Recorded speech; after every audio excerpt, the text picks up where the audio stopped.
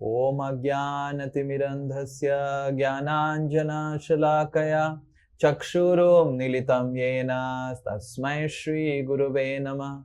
Nama Om Vishnupadaya Krishna Prestaya Bhutale Srimate Bhakti Vedanta Swami Niti Namine. Namaste Saraswate Deve Gauravani Pracharine Nirvishesha Shunyavadi Paschatya De Satarine. Namo Mahabadanyaya Krishna Prema Pradayate Krishnaya Krishna Chaitanya Namine Gauratishe Namaha. He Krishna Karuna Sindhu Dinabandho Jagatpate Gopesh Gopika Kanta Radha Kanta Namastute Tapta Kanchana Gaurangi Radhe Vrindavaneshwari Vrishabhanu Sute Devi Pranamami Hari Priye Vancha Kalpa Taruvashya Kripa Sindhubhya Evacha Patitanam Pavanebhyo Vaishnavebhyo Namo Namaha. Jai Shri Krishna Chaitanya Prabhu Nityananda Shri Advaita Gadadhara Shrivasadi Gaura Bhakta Brinda. Hare Krishna Krishna Krishna Hare Hare Hare Rama Rama Rama Hare Hare. Mukam karoti vachalam Pangum langhayate girim Yat kripa tamaham bande Shri Guru Dinatarinam Shri Paramananda Madhavam Shri Chaitanya Mishwaram. Yes, Hare Krishna. So last class we were discussing about how to reciprocate with devotees, the 6 loving exchanges, and we've also discussed about how these 6 loving exchanges have to be done in the mood of a servant, in the mood of service. So we should not try to give gifts in such a way that the devotee is embarrassed of how to use it.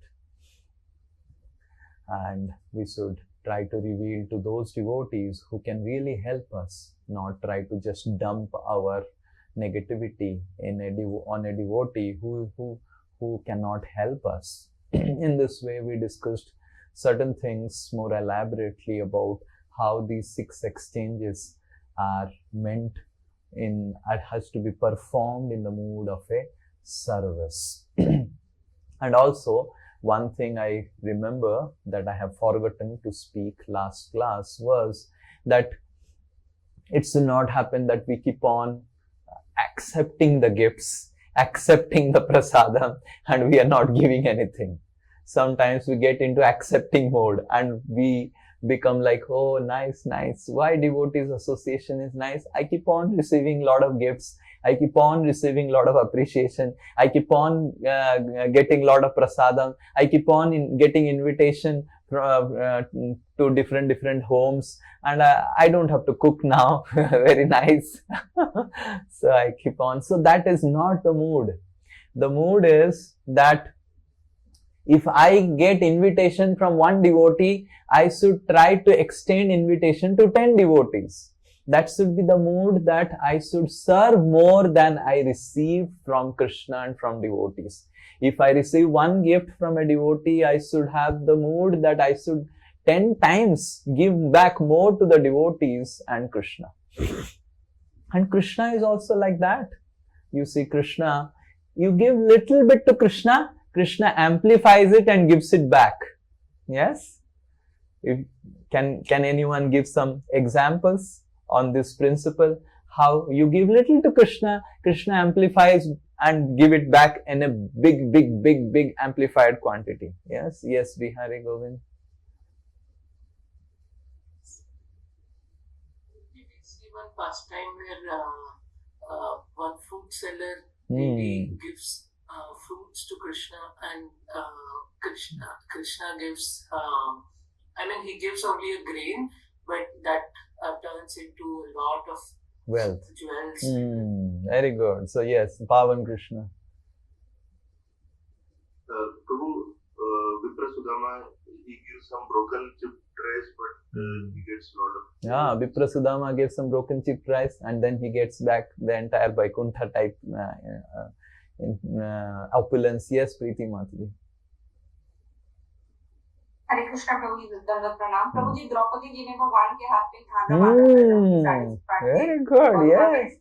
Draupadi gave a small cloth. Mahabharata says the story. Small cloth. And Krishna gave so many cloths to Draupadi. Unlimited cloths. Very good. Very nice. Nice example. Yes, Tarun Prabhu. Hare Krishna Prabhu. When Durvasa Muni and disciple came at the house of Pandavas and Draupadi. So Krishna took one grain of rice or sak, some people say, and then entire Yasmin Tuste Jagat Tustam, entire 60,000 disciples got satisfied. Yes, correct? In this way, we can see that you give little to Krishna, Krishna amplifies it and gives back so much. So, how we can become more and more closer to Krishna? More and more we need to inculcate the qualities of Krishna. The reason why scriptures speak about the gunas of Krishna, because if I have to stay with a person and I have to stay eternally with a person, I have to actually develop the qualities of a person so that the person, just like if I have to stay with swans, I have to first become a swan. I cannot be a crow and expect that I will stay with swan. So similarly, the scriptures explain the swan-like qualities of Krishna. How Krishna is so generous. How Krishna is so gracious. How Krishna, he takes less but gives back amplified more. So similarly, the mood of servant is also that I should not just keep on taking from devotees, taking from Krishna. I should give back much more than what I have received from Krishna, what I have received from Guru, what I have received from Vaishnavas. So in this way, this is the point which I forgot to speak last class, is that the mood of servant is also that we should try to develop this attitude of giving back more gifts than we receive. Giving back more prasadam than we receive. Helping devotees in solving their problems of their life more than how much we have got help from our spiritual masters. So this is the mood of service. In material life, people calculate, oh, if I have got this much, I should give much lesser than that. But in spiritual life, we must calculate in the mode of service that I should give back more than I receive. So, in this way, we completed the text 4, and today we will see text 5 and 6 elaborately. We will recite both the verses and then we will discuss both the verses. Okay? This is text number 5. The meter of this text number 5 is different.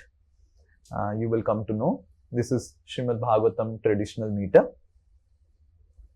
Krishneti yasya giritam manasadriyeta.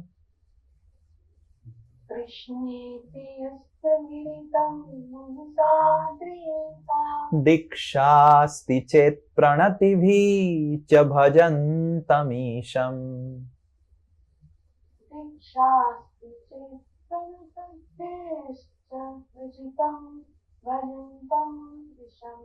Susrusaya bhajana vigyamananyamanya.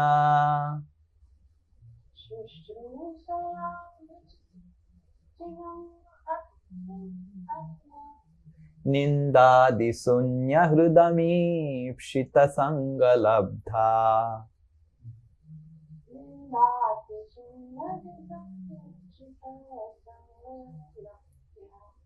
Yes, one more.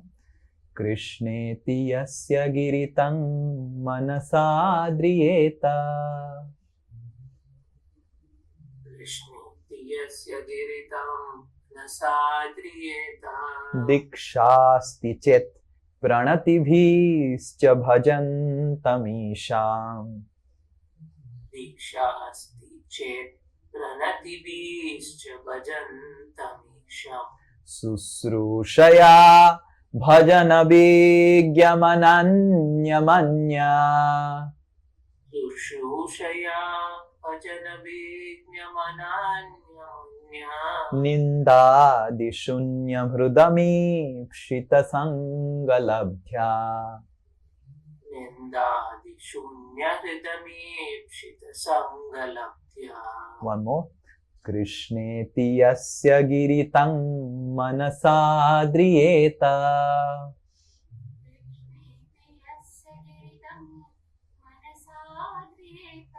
दीक्षास्ति चेत् प्रणतिभिश्च भजन्तमीशम्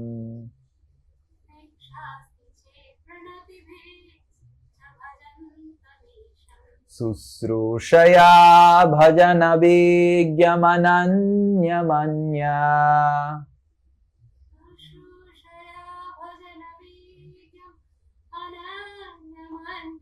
निन्दादिशून्यहृदमीप्सितसङ्गलब्ध्या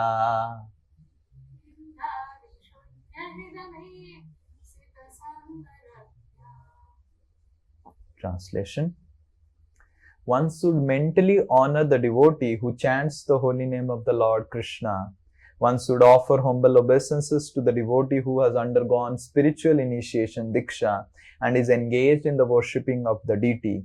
And one should associate with and faithfully serve that pure devotee who is advanced in undeviated devotional service and whose heart is completely devoid of the propensity to criticize others. Next verse. Drishte swabhavajaniter bapusascha dosha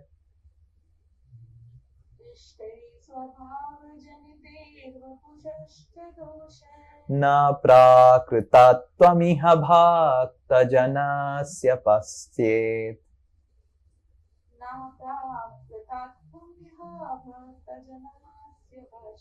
Ganga bhasam na khalu budhape na panker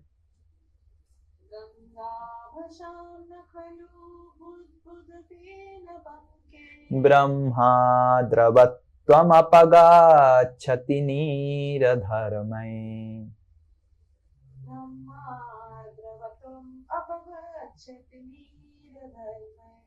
Drishte swabhavajaniter bapusascha doshe दृष्टे स्वभावजनिते वपुसश्च दोषे na prakritam iha bhakta janasya pasye. न प्राकृतात्वमिह भक्तजनस्य पश्ये Gangam bhasam na khalu budhape na panker गां भशां न खलु बुधफेन पङ्के Brahma dravatvam apagachati niradharmai. Brahma द्रवत्वमपगच्छति निरधर्मैः. Yeah. Being situated in his original Krishna conscious position, a pure devotee does not identify with the body. Such a devotee should not be seen from a materialistic point of view. Indeed, one should overlook a devotee as having a body born in a low family, a body with a bad complexion, a deformed body, or a diseased or infirm body. According to ordinary vision, such imperfection may seem prominent in the body of a pure devotee, but despite such seeming defects, the body of a pure devotee cannot be polluted. It is exactly like the waters of Ganges, which sometimes during the rainy season are full of bubbles, foam, and mud. The Ganges waters do not become polluted. Those who are advanced in spiritual understanding will bathe in the Ganges without considering the condition of the water. Nice, no? Yeah. Okay, so we will discuss elaborately these two verses. Krishneti yasya giritam manasha driyetah. So here it is said that one should. So here there are three categories of devotees that are there mentioned, and these three categories have to be dealt differently.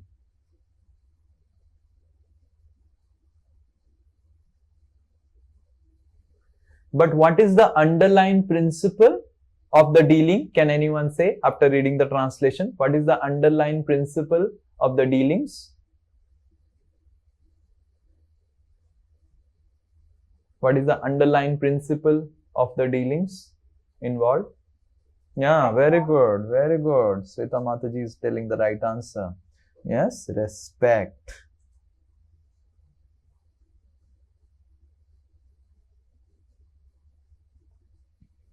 Respect. So that's the underlying principle. A Vaishnava respects. So now the respect has to be given proportionately.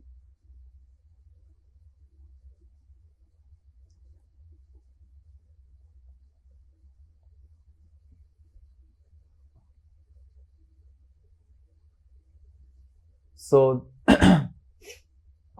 so there are three types of respect. The first one is one should mentally respect for the beginners. The first category, one should mentally honor. The second, one should physically offer humble obeisances to the second category. And third category, one should associate with and faithfully serve the third category of devotees. Okay. And how do we understand the first, second and third category? Srila Prabhupada elaborates in the purport and we will see. So, these are the three different types of dealings. The first is mentally honor the devotee who chants the holy name. Second, physically offer obeisances to those devotees who have undergone spiritual initiation. And third, who are here submissively, faithfully and serve that pure devotee who is engaged in devotional service and whose heart is completely devoid of propensity to criticize others. Okay.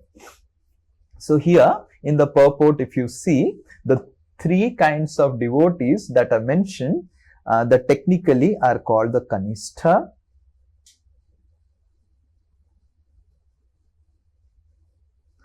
Madhyama, or the middle one, Madhyama,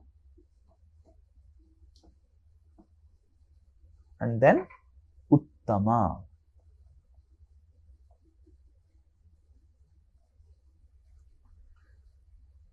So scriptures clearly define the distinction between these three categories.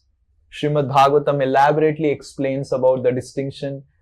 Sri Chaitanya Mahaprabhu, when he is speaking to Sanatan Goswami, Sanatan Siksha, he also elaborates further what Srimad Bhagavatam elaborates about the distinction of these devotees. And here also, Upadeshamrita, Rupa Goswami speaks about these three distinctions. The first one is a beginner, Kanistha. And generally, just like any beginner, he has lot of faith, trust, love for Krishna,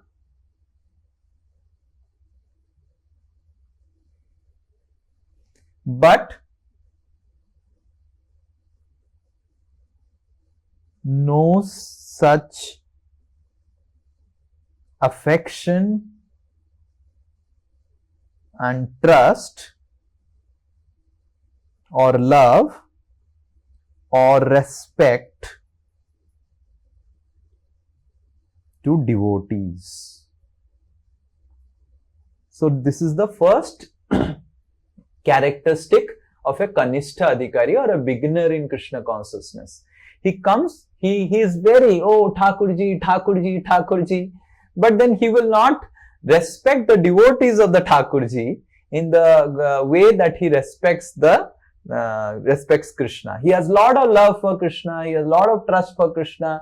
Thakurji mere jeevan ke sab kuch hai, everything is Thakurji, Thakurji, Thakurji, but he will not respect and love devotees, right? And what is spoken in this verse? How to deal with such devotees? What is spoken? What is spoken? What this verse says, this kind of devotees? Yes? Mentally respect. Mentally respect. Now, why we should not physically respect? Can anyone say? What is the problem? What is the problem in physically respecting these people? Okay, they will not be able to handle. Meaning, can you elaborate? Okay, they will get false ego. Okay, why not mentally?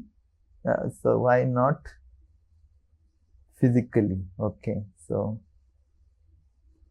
it might also happen to whatever we appreciate, Hmm. it becomes an example. So Hmm. it may also happen that following this much Hmm. can become an example, or it becomes a standard. okay, so so the first principle is our Sunita Wali Mataji is telling that they may develop false ego, and the second one is it may set wrong premise or example, that the person may think, oh, I have done nothing, but he is given undue respect. Yes, Vishnu Priya. Prabhuji, they may consider the superiors in God someday equal to God because they do not have that humble attitude. So, because they are not. Okay, so same honoring- point, false ego. Okay, yes, Selja Mataji last. Hare Krishna, Prabhuji, Danda Pranam. Prabhuji, if they get lot of respect, so they will continue what they are doing with more faith, and they will not like to become Madhyam or Uttam Adhikari. They will say, this is what I am doing is very good. That is why so many pure devotees are also respecting me. So they will have more faith in what they are doing. They will not be able to progress further. So they will not be able to progress further. So definitely these things are relevant, what all of you are telling, but the most important point as a Vaishnava, definitely what they are thinking, we are not much worried, but the most important principle is, because already they have less trust, these fellows, and if we give too much respect, they may think the devotees to be politically motivated,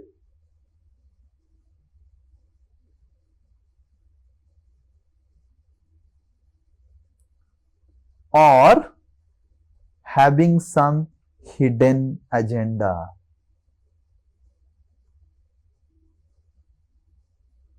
I'll give an example so that you understand. Imagine a lady is going in train. Okay, let us say Anand Pradayini Devidasi is coming from Chandigarh to Howrah in train. And one boy is telling, oh, did you take your breakfast? And then Anand said, okay, I have taken, don't worry. Right? Then again in the lunch time, oh, I have got some lunch. Would you like to take some lunch? Right? So, okay, no, I have my lunch. So, by dinner, the boy is telling Anand Pradayini that, okay, I have dinner. I have seen that whole day you didn't took anything. I'm feeling so bad that you didn't took anything. My really feeling very bad, right? So Anand Pradayini, after 3-4 times a boy deals with you in the train like this, what will your reaction be? I would be very scared and at the same time very weirded out that why is this fellow behaving like this? What is his problem? What is his problem? Nahi, what he wants from me? Kuch to rahega, right? Why is becoming too close to me, right? So in this way, because these fellows, these Kanishthas, do not have sufficient trust and love and respect, if we give too much respect to them, they may think us as politically motivated and these devotees are some hidden agenda. I think these people need something. I think these people need my money. Hare Krishna. Yes, they need my money, I think so. That is why they are giving extra respect to me. Because they see the outside world also like this. They will see devotees also just like outside people come and do their chaplacy so that flattery, so that they get something from them. So they think devotees are also like that. They are paying so much of respect to me. They are paying so, definitely they would also want something from me. You're able to understand? So that's why it's not that we do not want to respect. Rather, we will see Uttama Adhikari. The Uttama Adhikari doesn't make any distinction. Who is Kanishta, who is Madhyama? Uttama Adhikari pays obeisances even to an ant. So one who is an Uttama Adhikari, he goes and pays obeisances to an ant, he goes and pays obeisances to a cow, he goes and pays obeisances to a dog. Forget about paying obeisance to a Kanishta. Kanishta has started chanting Hare Krishna. He is a beginner in Krishna consciousness. So, paying respect physically to a Kanishta Adhikari can create problems. Already the fellow doesn't have trust. Already the person has skepticism about devotees. He is very good with Krishna, but why he doesn't have trust? Can anyone say? What is the problem? He doesn't have trust for devotees, but he has trust for Krishna.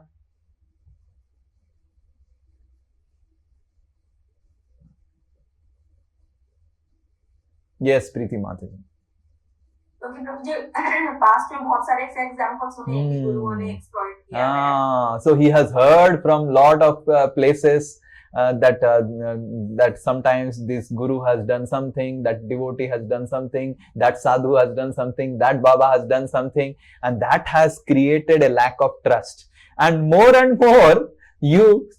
now why Anand Pradayani is having lack of trust? Because she has heard, "Arey, strangers are dangerous and they will do like this and then they will exploit me." Correct? So, in the same way, the Kanishta has less faith on devotees because of his past experience with sadhus, babas. So, he is bringing that past experience, and if we show extra respect to him, physically offer obeisances and try to deal with him in that way, then he will start, instead of seeing that in a positive way, there is chances that he will see that in a negative way. And that's how, that is not that actually we should see everyone, in everyone's body that is a temple of the Lord, and we should see Lord in everyone's body and offer obeisances to that. Forget about that. My father had taught me, my father and mother in childhood, that if your leg hits even an object, if an object, like for example, how many of you have seen in homes, generally we try to put some carpet or some bed sheet or some charpai on the floor, and then we try to arrange that with our leg. Yes, how many of you have done that? So there is a charpai or a carpet, we just kick. You have seen the carpet is rolled like this, right? So you keep it on the floor and you give a kick to the rolled part, and then immediately the charpai opens, and then how many of you are able to understand or relate, right? And then you give a kick to the charpai and then immediately it unrolls, right? And now the charpai is ready for us to sit. And in my childhood, I would do like that, and whenever we would have straw charpai, right? And in the night, we would sleep. I would sleep on the ground. Myself, my father and mother would sleep on the ground. My sisters will sleep on the bed. So I will do like this. One time I did like this. My father came and beat me like anything. Beat me like anything. I said, what did I do? What is the mistake? Nah, Hare, how can you kick like this? I said, this is nirjeev. This is nothing. No. This is, everything has to be given respect, right? So this is Vedic culture. Charpai also is not kicked and given respect. And my parents taught me that if my leg touches any object, if it touches any object, that we should say Vishnu, Vishnu, Vishnu, right? If it touches the book, Vishnu, Vishnu, Vishnu, right? If it touches anything, Vishnu, Vishnu, Vishnu. I don't know how many of you have done that in childhood, right? So, this is Vedic culture, right? So, there is no problem in physically offering obeisances even to a Kanishta. But the problem is that will choke his advancement further because he may take it in a negative way. You may do it in a positive way to him, but he will take it in a negative way. In order to prevent him from taking it negatively, the scriptures are telling, just mentally honor Hare Krishna, or embrace him or whatever it is, right? So then there is the Madhyama Adhikari. The Madhyama Adhikari is a person who has taken Diksha.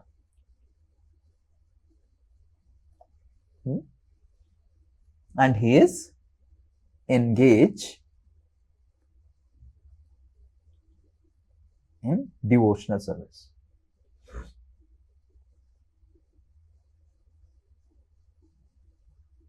Now, what's the difference between now Kanishta and Madhyama? What is the what happens in Diksha?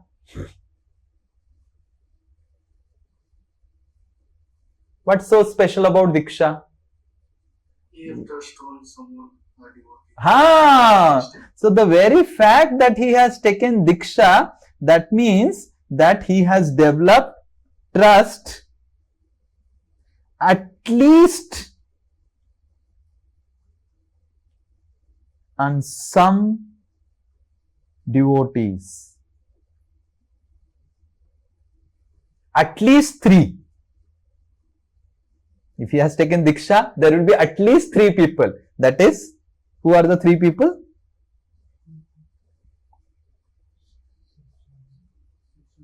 At least 3 people he has developed, 3 devotees he has developed trust. Yes, Sarja Mataji. Hare Krishna Prabhuji, Diksha Guru, Srila Prabhupada. Okay, so Srila Prabhupada is also Siksha Guru only. Patha Pradakshak Guru, Bhartma Pradakshak,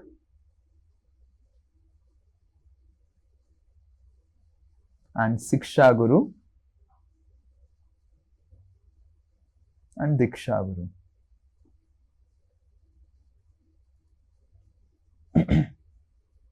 So at least he has developed trust in these devotees, and then slowly he advances in Krishna consciousness. And who is an Uttama? The Uttama, I should number.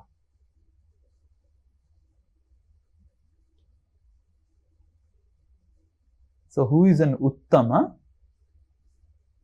Uttama is who does not criticize others. So Madhyama is a beginner in the beginning of right devotee. So he has trust on some devotees, but he has not lost the tendency to criticize.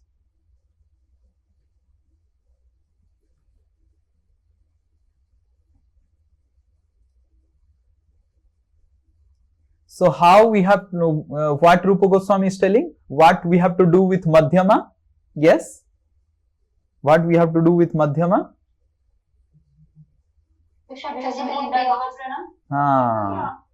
Physically offer respect. And what we have to do with Uttama? We should serve faithfully. Hear from them and serve them.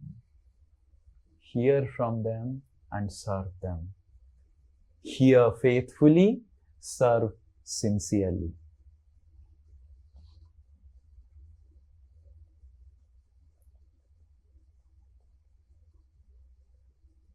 Attentively and serve sincerely. But then our acharyas have elaborated these three into further elaborations, because sometimes even an Uttama Adhikari who is a pure devotee of the Lord may have to criticize, just like Srila Prabhupada criticized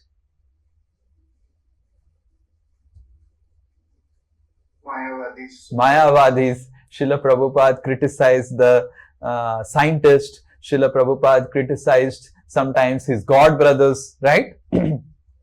So sometimes a pure devotee for service of Krishna may have to criticize the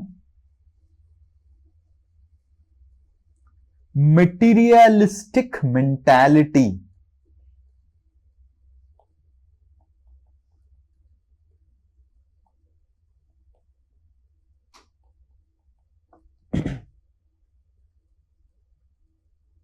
Right? So then that means, in order to understand who is a pure devotee, so that we can hear attentively and serve him sincerely, we need other parameters also. Okay?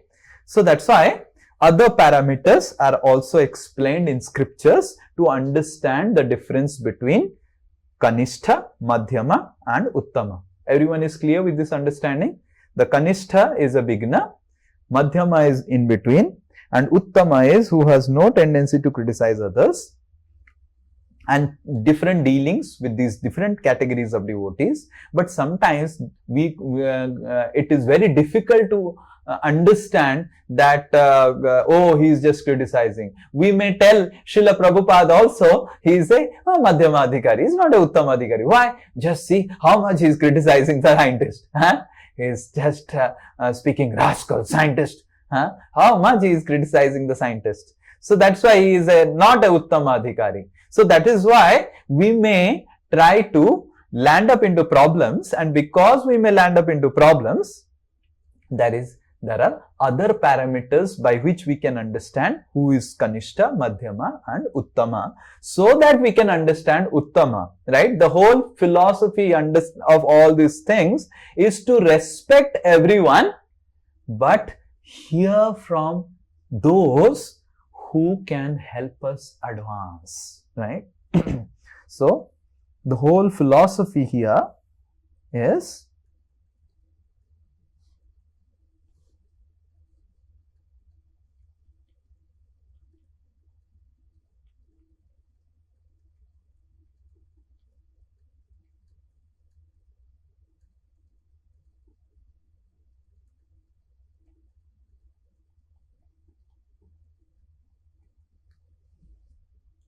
a devotee respects the Kanistha Adhikari, a devotee respects the Madhyama Adhikari, a devotee respects the Uttama Adhikari. Respect is foundational principle. We have to respect. But a devotee hears faithfully only from a Uttama Adhikari, right? So what are the other principles? The second one of Kanistha, Madhyama and Uttama. The second principle is on knowledge of scriptures and faith. So Kanistha Adhikari has very low or practically no knowledge of scriptures. Or he thinks that why to read scriptures? I have Thakurji in my heart and I have love so of Thakurji in my heart. What is the requirement of reading so much and scriptures so much? So this is Kanistha, beginner. He thinks, oh, I have Krishna, I love Krishna. Oh, what's the point in reading all these books and all those things? So he has very poor knowledge of scriptures, very poor faith on scriptures, and he has a lot of faith on Krishna, but he doesn't want to read scriptures, understand scriptures, right? And that's how the Madhyama, let me use some different color. The Madhyama has knowledge of scriptures,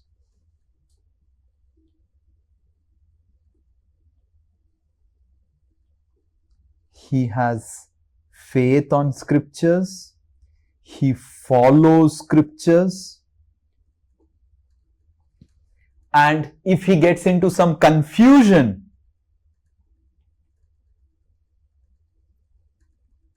and someone says, oh, why you are confused? Bhagavad Gita says like this. Oh, Bhagavad Gita says like this.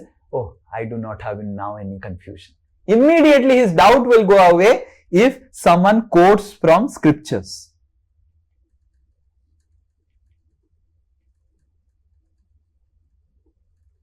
So he has so much faith on scriptures that his faith on Krishna conscious process is dependent on scriptures. Oh, Bhagavad Gita says this. Oh, now I don't have doubt. Oh, Bhagavatam says this. No, I don't have doubt now. So he has knowledge of scriptures and his faith is based on scriptures. So the Kanistha's faith is based on sentiment.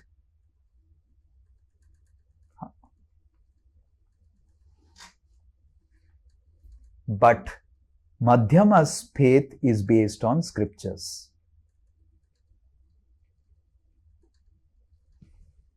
But Uttama, Lord Chaitanya Mahaprabhu says, don't sleep.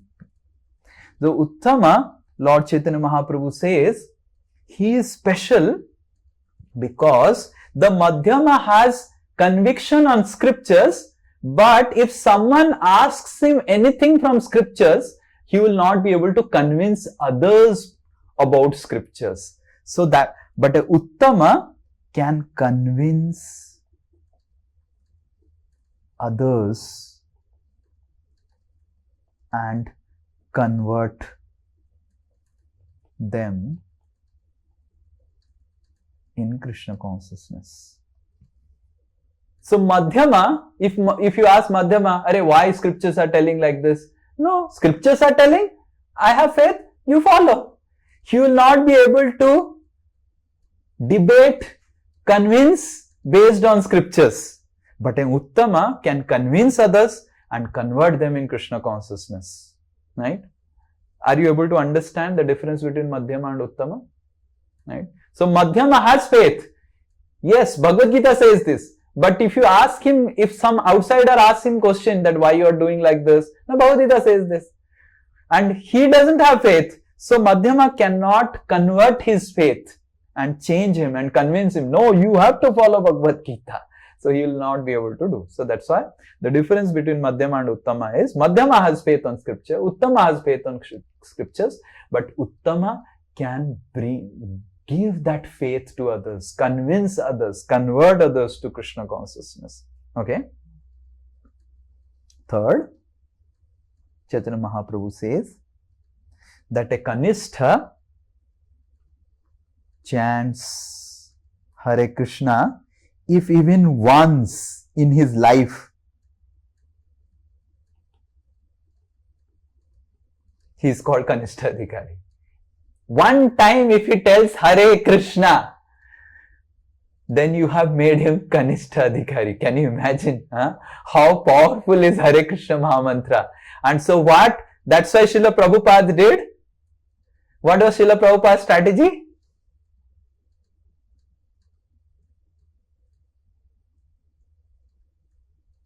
Chant and be happy. No. What was Srila Prabhupada? नहीं प्रसादम नहीं, प्रसादम कहाँ गया? हरे कृष्ण कीर्तन. He would greet with Hare Krishna. He will greet with Hare Krishna. Instead of good morning, he would greet everyone with Hare Krishna. So, and the other person has to tell Hare Krishna because he is greeting with Hare Krishna. He is forced to tell Hare Krishna. And just by this, Srila Prabhupada has the strategy of converting everyone to at least Kanistha Adhikari. Because he had that faith that Lord Chaitanya has said to Kulina Vasis. If you read Chaitanya Charitamrita, the Kulina Vasis, the Kulina Gram Vasis, Satyaraj Khan, Gunaraj Khan, all these devotees are coming and asking Lord Chaitanya, how do we know who is a devotee of the Lord? Like that they are asking. So Lord Chaitanya Mahaprabhu in the first year said, anyone who chants Hare Krishna even once through his mouth is a devotee of the Lord. So which type of devotee is he? He is a Kanistha Adhikari. And then the next year Lord Chaitanya Mahaprabhu says that who chants Hare Krishna prescribed number of times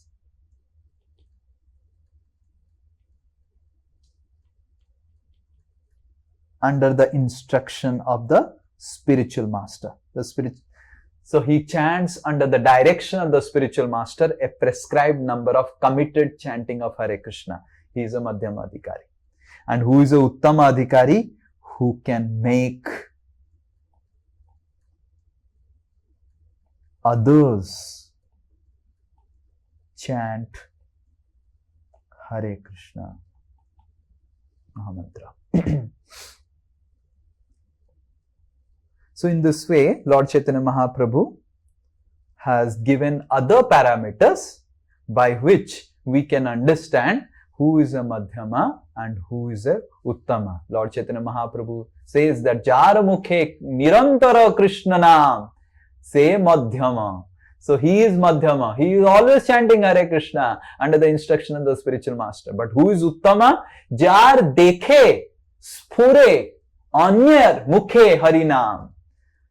So by seeing whom the mouth of another person gets filled with Hare Krishna is a Uttama Adhikari. Who makes others chant Hare Krishna Mahamantra is the Uttama Adhikari.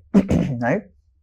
In this way, the Uttama, Madhyama and Kanistha distinction is given that we need to understand that the Madhyama at least should be our target, that we should first try to become a Madhyama Adhikari, and the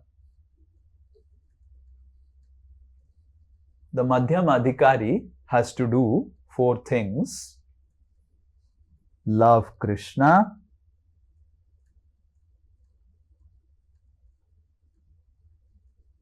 associate with devotees,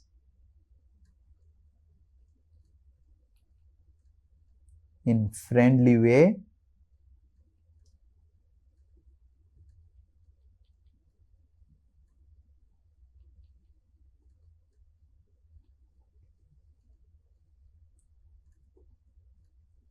keep distance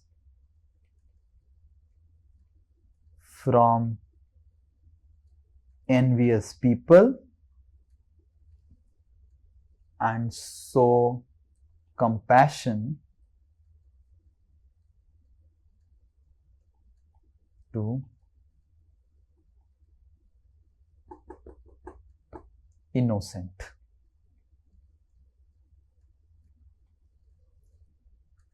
So, prema to Krishna. You will find this in the purport of Srila Prabhupada while reading. Maitri with devotees, Kripa with innocent, Upeksha. Prema, Maitri, Kripa, Peksha. Yaha karoti sah madhyama. You will find that verse in Srila Prabhupada's purport. Okay. So, at least we should try to be friendly with devotees, read scriptures with devotees, understand the scriptures, right? Keep distance from the envious and show compassion to the innocent. In this way, At least a person should try to come to the Madhyama stage and not stay in the Kanistha stage. Okay? Yes. Before we go to the next verse, anyone has any question in this regard? Yes, Kushal Bihari Pro. Prabhuji, we see that there are people who can convince others in Krishna consciousness and who can make others also chant Hare Krishna. But still we see there are many people who fall down and then they leave Krishna consciousness, same people. So how to then understand whether it was Uttama or what happened? Okay. So that's a very good question. Anyone else? I'll answer that question. Yes, Sam Narayan too. Hare Krishna, Prabhuji, you told that Uttamadhikari does not criticize others, but you said they may criticize materialistic mentality. So can we say that they criticize just ideas, not a particular person? Yeah, that's what mentioned in the scriptures also, and that is also mentioned elaborately. I'll give an example, then I'll answer Kushal Bihari Poo's question. Like for example, when Srila Prabhupada was there in US in the beginning days, he was staying with in Dr. Mishra's yoga studio. So Dr. Mishra had given him in his yoga studio to give classes. So Dr. Mishra was a Mayavadi and Srila Prabhupada was Vaishnava, right? So Srila Prabhupada and Dr. Mishra, ideologically they were completely like, Srila Prabhupada would say something, Dr. Mishra would say Mayavadi principle, Srila Prabhupada would say Krishna is a person and we have to love and serve him. Dr. Mishra would say Krishna is light and we have to merge in Brahman and become ultimately God. Right? So like that, there will be ideological difference, but Srila Prabhupada would always cook something for Dr. Mishra and bring to him. And Srila Prabhupada, when Dr. Mishra fell sick, Srila Prabhupada cooked nice prasadam and fed Dr. Mishra in such a way that he became healthy. So in this way, we can see that a pure devotee may criticize a person, but when it comes to physically serve the person, when it comes to loving the person, he will not hesitate in doing that. So that means he doesn't have grudge, right? Ideologically he is different, but he doesn't agree. But as a human being or as a part and parcel of Krishna or as an animal or as a, so he will definitely respect that person. Is this clear from that example of Srila Prabhupada? Yes. So now Kushal Bihari Poo's question, I don't know how many of you understood, that sometimes we see that many people have the power to convince and convert others in Krishna consciousness, but they later on face spiritual difficulties. So one should understand that spiritual difficulty can come in the life of anyone, right? So spiritual difficulty can come in the life of anyone, but the fall down of such souls are not the same as fall downs of Kanistha Adhikari.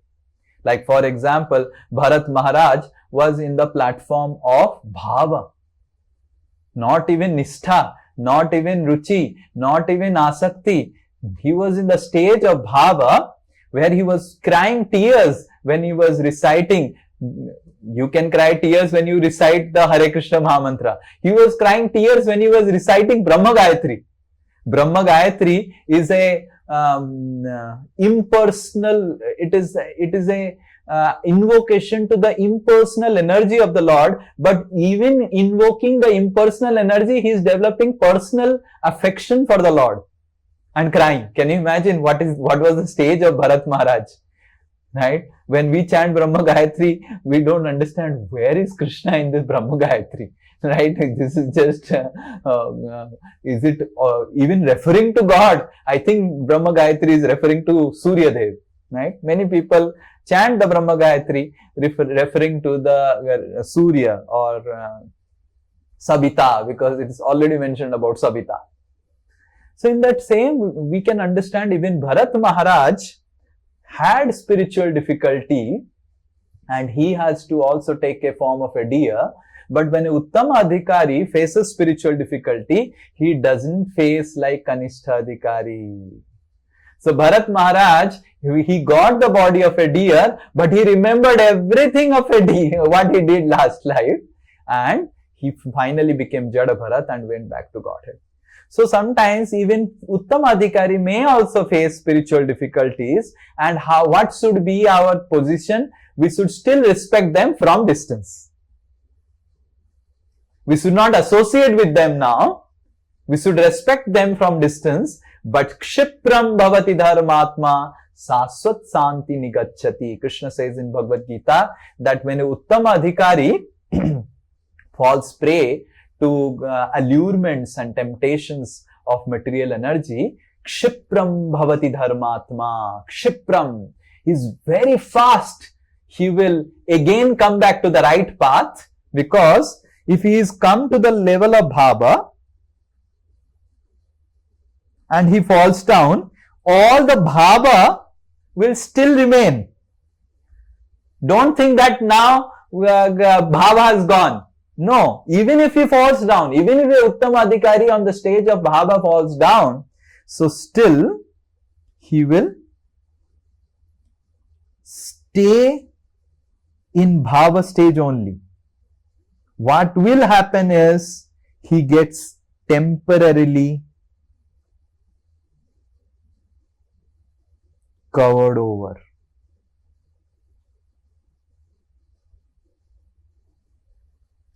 And then kshipram bhavati dharmato. Why kshipram? Because again when he comes back to Krishna consciousness, he will start from where? Not ado shraddha. Now not bhajana kriya. He will start directly from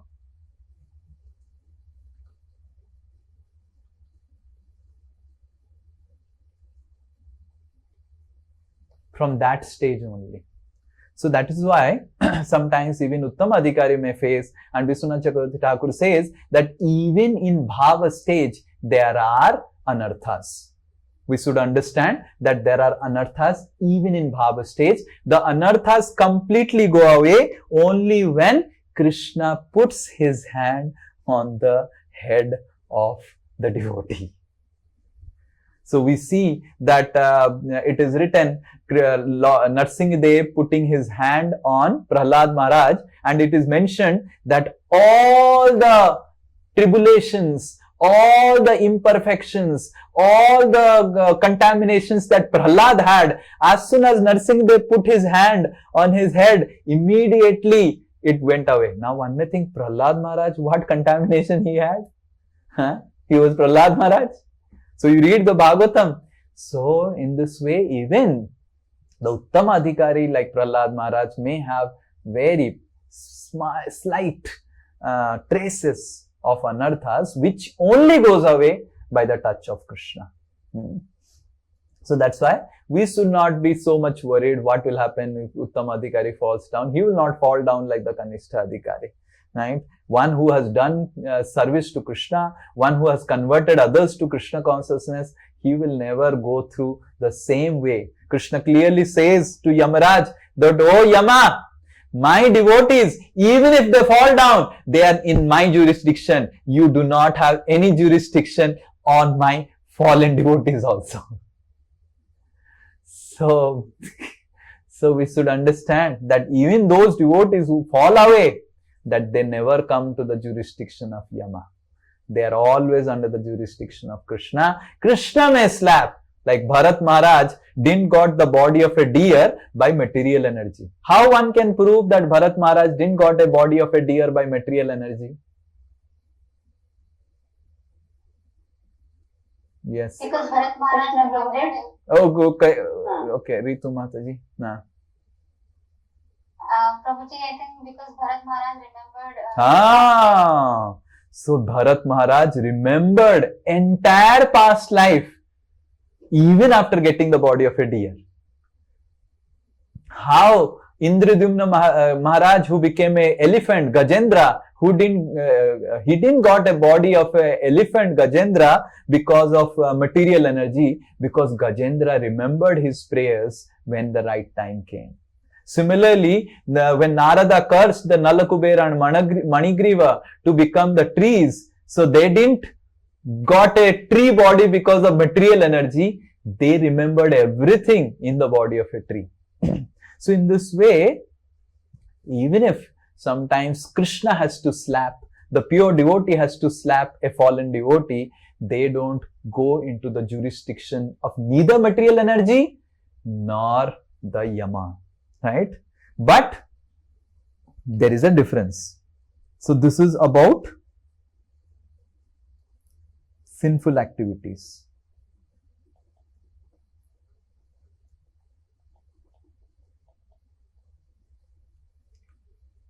They are under jurisdiction of Krishna. So sometimes a person in bhava or a uttam adhikari may commit aparadh to devotees. So when he commits aparadh also, he will still stay in bhava only, even if he commits aparadh.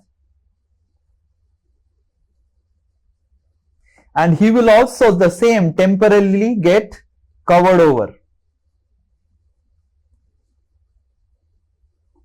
And he will also start directly from bhava.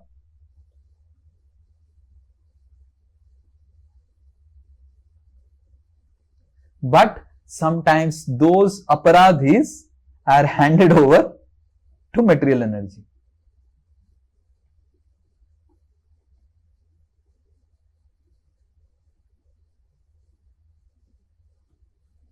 Krishna से इसको पिटाई करो थोड़ा सा Durga, right? मेरे भक्तों को परेशान किया है ये, right?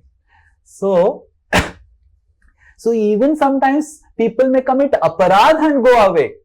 He's a uttam adhikari, but he committed some aparadh and he landed up into spiritual difficulty. Then also he will remain still in the bhava.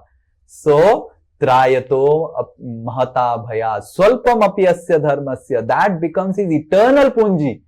Nothing can, neither aparadh nor sinful activities can take a person from bhava to other stage. He will still remain, but he gets temporarily covered over, but he is handed over to the material energy. Material energy beats him up, right, and makes him humble, so that now he doesn't offend devotees. Why he is offending devotees? Because he is proud. And why he has to be handed over to material energy? Material energy ऐसे पिटाई करती है कि सबका pride को चूरमार कर देती है. कोई भी चीफ मिनिस्टर हो, सब all pride, everything gone, right? Material energy is expert in demolishing the pride of the living entity. So he is handed over to material energy so that his pride is completely exhausted. And then he comes back again. Now he is a humble soul, right? What aparadh he will do? He is a humble soul. I am a fallen soul. But he may consider himself as a fallen soul, but still he is in the platform of bhava only where he left. Okay? Is clear? Yes. So like that, many of Srila Prabhupada disciples were practicing very sincerely when Srila Prabhupada was there. They left Krishna consciousness and now they are coming back. Many Srila Prabhupada disciples who had left, now they are slowly coming back. We should never think that they are Kanistha, that they are coming back to Krishna consciousness again. They are not Kanistha. They have got sufficient maybe kicks from material energy and all, but whatever they had done, they will start from there only, and we should respect them not as Kanistha Adhikari. Okay? Arey, fall down ho gaya. That is actually, we will commit aparadh by seeing the past of a Vaishnava. Okay? Yes, Subkrishna Prabhu. Prabhuji, what do we mean when we say Uttamadhikari come to the platform on level of Madhyama? Oh, that's the next verse. That's the next verse. We'll discuss that in next verse. Okay, yes, Udharan Krishna. Hare Krishna Prabhu. We say that Uttama Adhikari can convince others, but we also see that there are devotees go for preaching and they also convince other people who are in the neophyte stage. How can we understand that? Can Madhyama also convince? They are taking help of the Uttama Adhikari. How we are able to convince? We are taking help of Srila Prabhupada's teachings. That's why. So ultimately, a Madhyama can take help of Uttama and convince. But the Madhyama should understand, I could convince because of Srila Prabhupada's teachings. But who is Uttama? How do we understand? Any question which he has not even read from Srila Prabhupada's book, but he is able to give them such convincing answer, quoting from scriptures from different angles. That we will see. That we will see in the next verse. Next verse, when we read, it will become more clear about Uttama. Okay? We will see 3 parameters of a Uttamadhikari. Yes, Arpan. Done? You have some question? Same question. Can a Kanishta Adhikari have qualities of Uttamadhikari? Like convincing others? So if he takes shelter of a Uttamadhikari and he uses the what Uttamadhikari is saying, he may just like he may get the empowerment of a Uttamadhikari, right, temporarily. Yes, Selja Mataji. Hare Krishna, Prabhuji. Prabhuji, we see sometimes even they are not chanting, but they will inspire others come for class, chant. They will do this service. They are doing it out of their ego. Okay. Sometimes people do not chant Hare Krishna and they inspire others to chant Hare Krishna. They are doing it out of their ego. They are getting egoistic happiness through preaching. Okay? ठीक है, Hare Krishna. So, next text, 6. So, here, this is a very essential verse to understand. If we go back to the translation again, Drishte Swabhava Janite. This is very important word. Swabhava Janita. Janita matlab birth.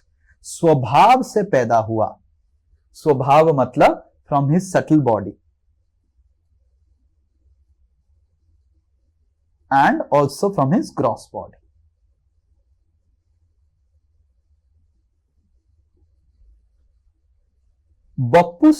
Baputsascha dosher, the faults in the body.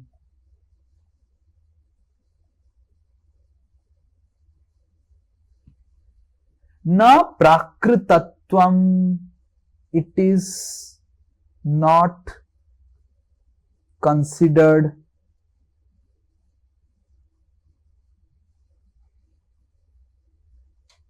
material. Don't consider it as material. So what this verse basically say? Drishte. Drishte means when you see. Drishte means when you see.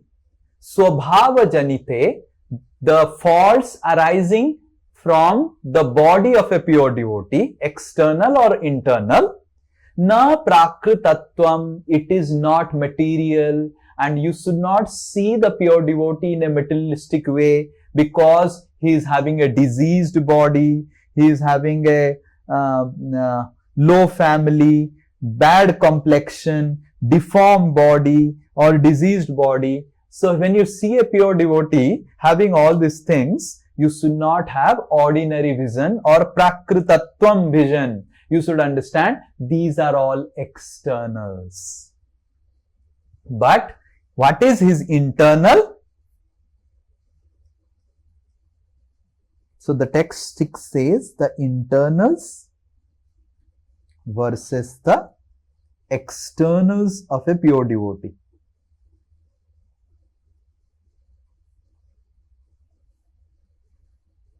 So, the internal is his conviction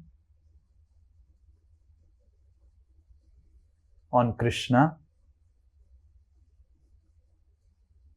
Second, internal is his ability to convert others to Krishna consciousness. Third, his concern or compassion for living entities.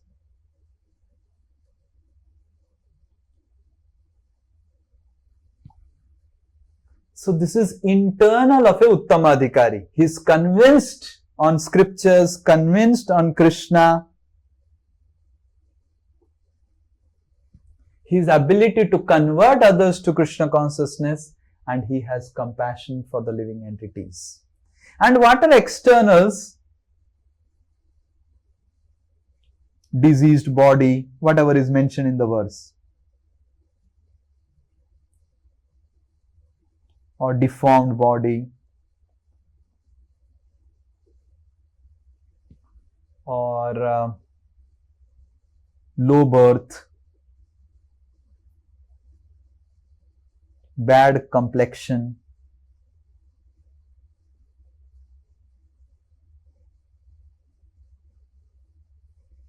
so don't see this and determine who is a pure devotee.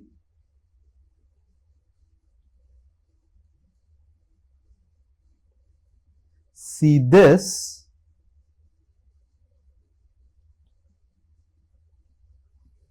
and determine.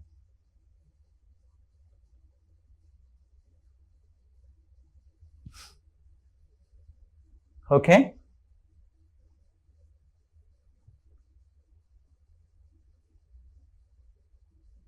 Now the question is, why would Krishna do like this?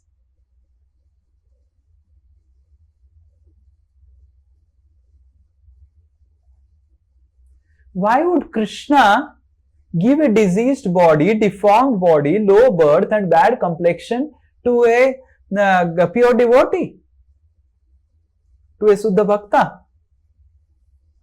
So you need to understand. You are able to understand the question?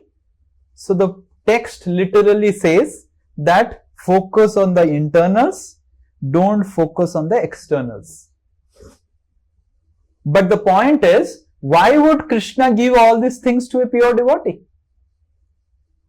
Yes, anyone? Yes, Pavitra Maitri. Prabhuji, so that he is not attached to the body. Okay, he is not attached to the body. Okay, he is not attached to the body. Okay, Vishnupriya. Prabhuji, to teach us. Okay, teach us what? Prabhuji, to teach us that how we should look at the internals. If we would keep on looking at the externals, then we would never think of internals of a devotee only. Okay, to teach us that look at the internals. Okay, very good. Yes, Shantanu. Only one thing is that a person may not be pure devotee from birth, but if he has become pure devotee by his practice and surrendered to a guru, so he might be in a low birth. But now he has become, so Krishna wants to show that. So Haridas Thakur was pure devotee from birth, or he was not pure devotee from birth? He is the incarnation of Brahma. So then, so your logic is wrong then. No, some may not be pure devotee. No, you tell about Haridas Thakur. Well, Krishna wants to show that any spectrum of any person, regardless of his external bodily features, and this can become a pure devotee. Now my question is, okay, my question, okay, we'll not take so many hands. Discussion will go in different direction. So my question is, when Krishna comes,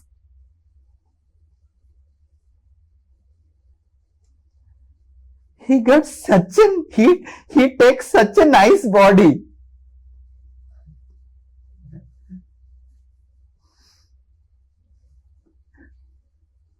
And when his pure devotees come, he gives them a diseased body. हाँ? ये कौन सा अच्छा चीज किया भगवान ने? हाँ? उसका पेट खराब हो जाता है. Like Sanatana Goswami had got kandu in his body, right? Like pus was coming out. Vasudev leper. And what? Chaitanya Mahaprabhu had such a nice body, golden body. And Sanatana Goswami had kandu in his body, or pus, or pores in his body. So why does have to Krishna do like this? So here we need to understand that there are something called Jivan Mukta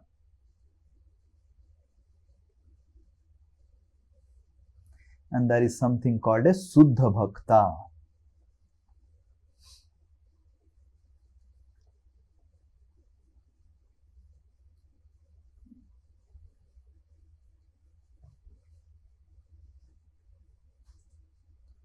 So what is a Jivan Mukta? What is a Jivan Mukta? Jivan Mukta means like Sukadeva.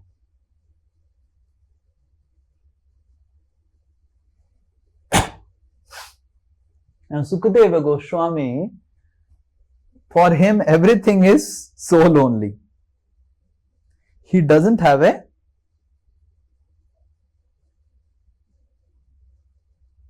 subtle body.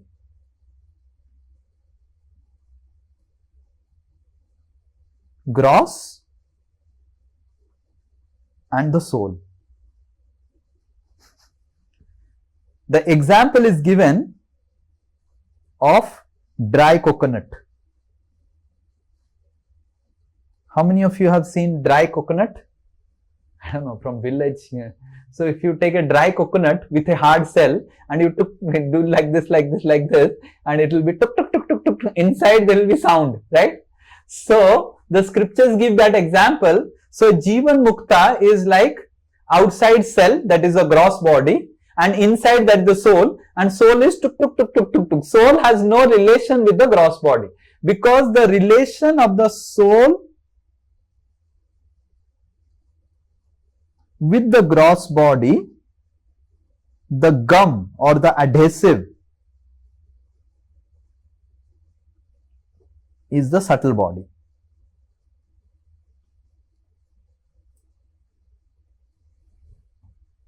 And that's how Sukadeva Goswami, when he is in front of ladies, for him, he doesn't even distinguish.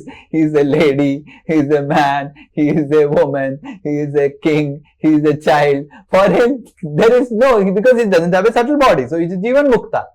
Right? Now, are all Jivan Muktas Suddha Bhaktas?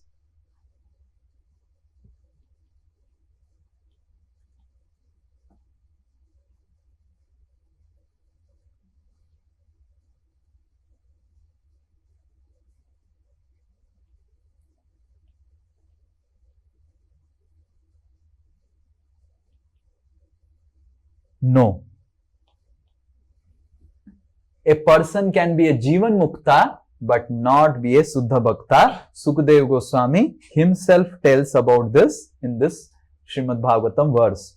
Sukadeva Goswami is telling in the second canto to Parikshit Maharaj. This verse comes in Srimad Bhagavatam. Parinishthitopi nairgunya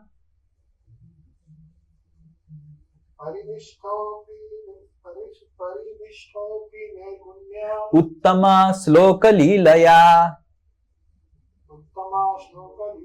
Grihita Cheta Rajarishe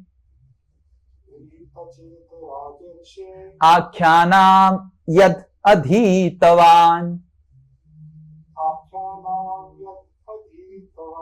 So, Sukadeva Goswami is telling to, O saintly king, to Parikshit, I was certainly situated perfectly in transcendence. Parinishthitopi nairgunye. I was like a Jivan Mukta, nairgunye. Yet, I was still attracted by the delineation of the pastimes of the Lord, who is described by enlightened verses. So, Sukadeva Goswami is explaining the story of how he was so much detached. He was a Jivan Mukta. As soon as he was born, he immediately went to forest. And Vyasdev was running behind him. Oh Sukha, Narada, my spiritual master has said, I want to teach you Bhagavatam. I want to tell you about Krishna. Please listen. Sukha. And Sukadeva didn't even go back and hear from Vyasdev, right? And he just left. But hearing the verses about Krishna from a woodcutter, Sukadeva Goswami gets so much of attraction that he comes back to hear from Vyasdev about Krishna. So, Jivan Muktas can also be Brahmavadis. They are not Mayavadis, they are Brahmavadis. They completely have got rid of their body and conception of body. They are fully in transcendent, Nairgunya. Right? But they may not be Suddha Bhaktas. On the contrary, The Suddha Bhaktas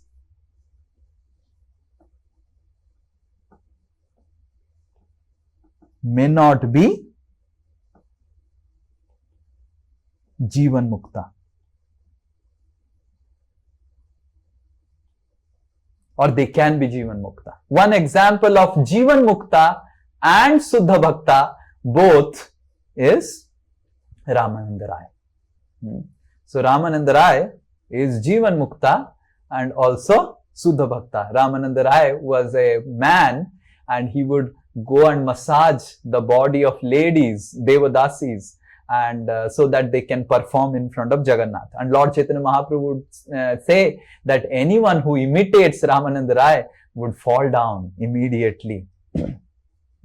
So, because Ramananda Rai is Jivan Mukta, he doesn't consider himself as Ramananda Rai, he considers himself as Visakha Sakhi of spiritual world. He is actually the Visakha Sakhi. So in this way, the Suddha Bhaktas may not be Jivan Mukta, they may be inside the body in order to teach people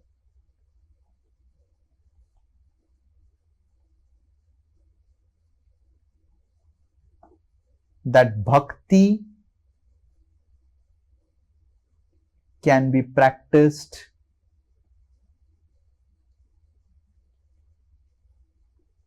in any situation,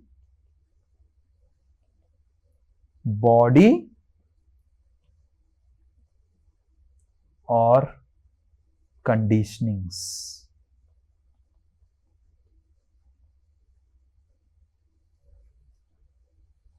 So why Krishna doesn't give all pure devotees a spiritual body like him? Because the purpose of sending pure devotees to the material world is to convince that the living entity to practice devotional service. And generally the living entities, the conditioned souls give excuses. Oh, if I do devotional service, how can I do? I am poverty stricken. Then Krishna sends Sudama Vipra. Sudama was poverty stricken. He did devotional service. You can also do. Oh, how can I do devotional service? I am a king. Krishna sends Yudhishthir Maharaj. Yudhishthir was a king. He did devotional service. Oh, I can do. Oh, how can I do devotional service? I am a diseased person. Oh, Sanatan was diseased. He did devotional service. Oh, how can I do devotional service? I am born in a Muslim family. Haridas Thakur was born in Muslim family. So he can do devotional. How can you do devotional service? I am in such a bad condition, situation, surrounded by negative energy, negative people. Prahlad did in Hiranyakashipu's kingdom. Is your house worse than Hiranyakashipu's kingdom? Right? Can anyone say, my husband, my father is worse than Hiranyakashipu, or my wife is worse than Hiranyakashipu or Hiranyakashipuni? Whatever it is, or Putana. Can anyone say? Right? So, the pure devotees are put in different situations. All permutation, combination, whatever the conditioned soul can give excuse. So, conditioned soul, what all excuse he gives? The conditioned soul, oh, tabiyat kharab hai, kaise bhakti karu, right? Then a pure devotee is put in a condition, oh, wo bhi kar sakte hai, to main bhi kar sakta hu, right? So, अरे मैं तो राजा हूँ, कैसे करूँ भक्ति? Krishna sends pure devotees as Yudhishthir. Krishna sends pure devotees in different forms, so that they can teach general people that even as a king you can practice, even born in a low birth you can practice, even as a diseased person you can practice, as a lady you can practice, as a man you can practice, as a small boy you can practice, as Dhruva and Prahlad practice. No material situation is a restriction to practice pure devotional service. Right? So, Jivan Muktas are not, they cannot do preaching.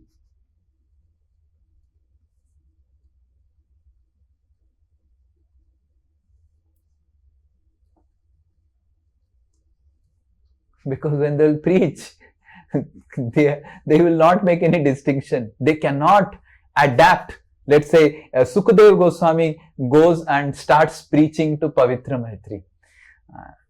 Pavitra Maitri will tell ki, Sukadev Maharaj, I have to prepare for Sahars, breakfast in the morning. How do I chant Hare Krishna in the morning, Sukadev Maharaj? What breakfast? This body is simply useless. You are simply identifying yourself as a lady, as a mother. What nonsense you are telling? Huh? What is this?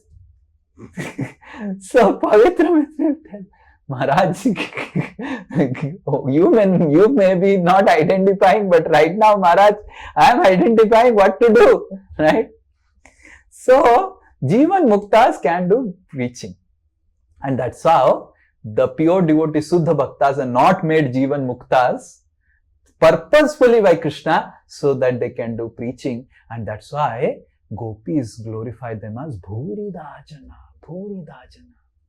Those who come down from spiritual world to material world, accept the material body, they are doing the best service to Krishna. Nachatasmad manushyeshu kaschin me priyakrittama. Krishna is telling, these souls are very dear to me, that generally people would like to stay with me in spiritual world. But just for giving pleasure to me, bringing back the conditioned soul, they are ready to accept a deformed body, diseased body, materialistic situations and challenges and materialistic body and outlook so that they can convince others in Krishna consciousness and bring people back to me. So in this way, so sometimes a Jivan Mukta, or not sometimes, most of the times, Jivan Mukta can do preaching effectively, and that's how the Suddha Bhaktas are put in materialistic conditions so that they can do preaching properly, because that's the major reason Krishna sends the Suddha Bhaktas to the material world. Right? And it's also the same reason why sometimes a Uttama Adhikari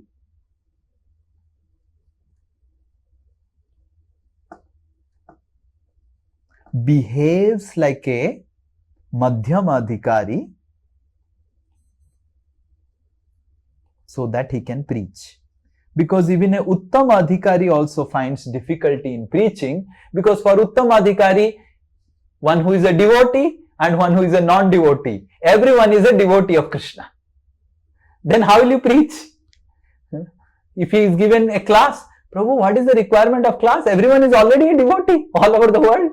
The Uttama Adhikari, he will tell like this. So sometimes the Uttama Adhikari, just to serve Krishna, comes down to the level of Madhyama Adhikari and involves himself in criticizing the atheist so that he can give compassion to the innocent, so that the innocent knows that don't go to do this atheist. So why? For the purpose of preaching. A Krishna doesn't give Jivan Mukta body to Suddha Bhakta for preaching. Similarly, Uttam Adhikari sometimes comes down to the platform of Madhyam Adhikari, though he doesn't want to criticize the atheist, doesn't want to criticize the scientist. He sees everyone as Krishna's loving servant, but out of compassion, just like a mother doesn't want to beat the child, but she inevitably beats the child in order to correct the child. So similarly, the Uttama Adhikari, in the role of a guardian, may sometimes criticize, chastise, correct the living entities just to bring them back to Krishna.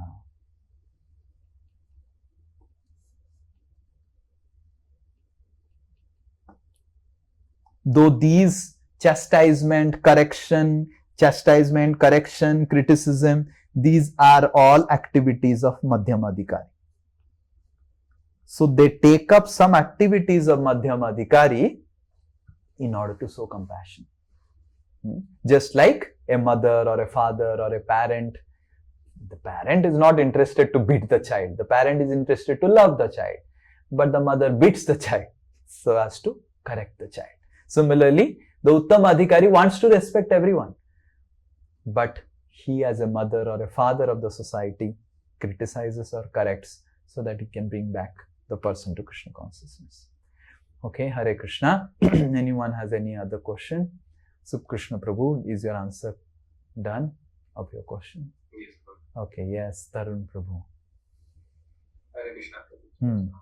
Prabhu, I could not understand how this, you said that Jivan Mukta, they need not be Bhaktas also. So, how can the example? Because Jivan Muktas are like eternally liberated souls. So, how they cannot be, Bhaktas? So they can be fully into Brahma. So they have the Brahmavadis. They are fully, they have got rid of the three modes of the material nature, but they have not developed affection for Krishna. So they're like intermediate. They have given back material life, but they have not taken up to spiritual life. So they're like the Brahman platform. So those who are in Brahman platform, they are also Jivan Muktas. They don't identify with body. They don't identify with material modes. They don't identify with the lingas, like the genders. But they don't identify with spiritual life also in spiritual world. Right? So they are like neutral. They have become zero. You're able to understand? There is negative. There is negative. Suddha Bhaktas positive. And Jivan Muktas are zero. They don't identify with the body. And they don't identify with spiritual body also. They don't identify with material body. So that's why they are Jivan Mukta. But they don't identify with spiritual body. So they just are zero, neutral. But they will not remain at that stage. They will not remain at that stage. Yes, they will not remain. Mostly Jivan Muktas come back to Krishna. They will not fall down. All Jivan Muktas don't fall down. Most of the Jivan Muktas like Sukadeva, they develop attachment to Krishna and go back. Like there is also another Madhusudan Saraswati or like that. He was also Brahmavadi. Recent in 16th century, 15th century. He was not a Jivan Mukta, but he was a Brahmavadi, right? He got converted to Krishna when he went to Vrindavan. He got fully converted to Krishna, and he has written so many verses on Krishna. So even in recent times, there are Brahmavadis who have got transferred to Krishna consciousness. So mostly they don't fall. Jivan Muktas generally don't fall back to material life. Only when they commit aparadh, they will fall down to hell and they become Mayavadis. Right? Mostly they get attracted to Krishna. Right? What is Brahmavadi? Brahmavadi means one who says that one who is fully absorbed in the Nirgunya or impersonal aspect of the Lord. They consider Lord as Brahma or energy and they're fully focused on that Brahma energy. They meditate on Brahma and they fully focus on that. Brahmavadi and Mayavadi are different? Yes, Brahmavadis and Mayavadis are different. Brahmavadis are focused on Brahman. Mayavadis consider that Krishna's form is Maya. So, Brahmavadis, they consider God has no form. Mayavadis consider whatever form you see of God is Maya. So, generally a Brahmavadi, sometimes becomes a Mayavadi. If he doesn't get association of devotees, he doesn't get to hear, then the Brahmavadi has to become a Mayavadi. And that's why becoming a Brahmavadi is very, very dangerous, because you may become a Mayavadi. Because if a Brahmavadi is questioned that, oh, you are telling that God is Nirakar, Brahman, then what is Vishnu? What is Krishna? Oh, then they have to answer something, na? So what answer they will give? Oh, they are all products of material energy. Come, they have become Mayavadi now. You're able to understand how a Brahmavadi becomes a Mayavadi? But if the same Brahmavadi inquires, oh, I don't know. I need to find out. As soon as this desire of humility, with this humble desire comes, I need to find out. It's a good question. Good question. Huh? I am telling God is Brahman, and what are these avatars? As soon as this question comes, the Krishna as Paramatma in the heart of the Brahmavadi will make him meet with a devotee. And then his devotional service will start. So a Brahmavadi can become Mayavadi, he becomes proud and he starts convincing through the Brahmavadi principles. But a Brahmavadi can also become a devotee, he becomes humble. If he becomes humble, oh, ye to mere ko pata nahi, main pata lagata hu. And then he will read scriptures, he may find devotees, and then he'll understand, oh, Krishna's form is completely spiritual. He will read Bhagavad Gita and say, oh, Krishna is telling his form is spiritual, right? Divyam, janma karma chame divyam, evam yo veti tattvataha, tyukta deham punarjanma, naiti mameti so Arjuna. So Krishna is telling this. So a Brahmavadi has the potential to become a Mayavadi or has the potential to become a pure devotee based on humility. If he is humble, then he will approach someone. But if he is not humble, he is convinced, no, God is form. Then he has to reply something. When people ask him, okay, if you are telling God is Nirakar, I see Krishna is performing pastime. I see Vishnu is performing pastime. What is Vishnu? What is Krishna? Oh, they are just material forms. When Brahman comes in contact with mode of goodness, becomes Vishnu, Mayavadi. Right? You're able to understand now what is the difference between Brahmavadi, Mayavadi, how a Brahmavadi can become a devotee also, how a Brahmavadi can become a Mayavadi, based on humility, based on how he is ready to accept and understand and clarifies down. Okay, anyone else? Yes, idhar so many. Pavitra Maitri Mataji.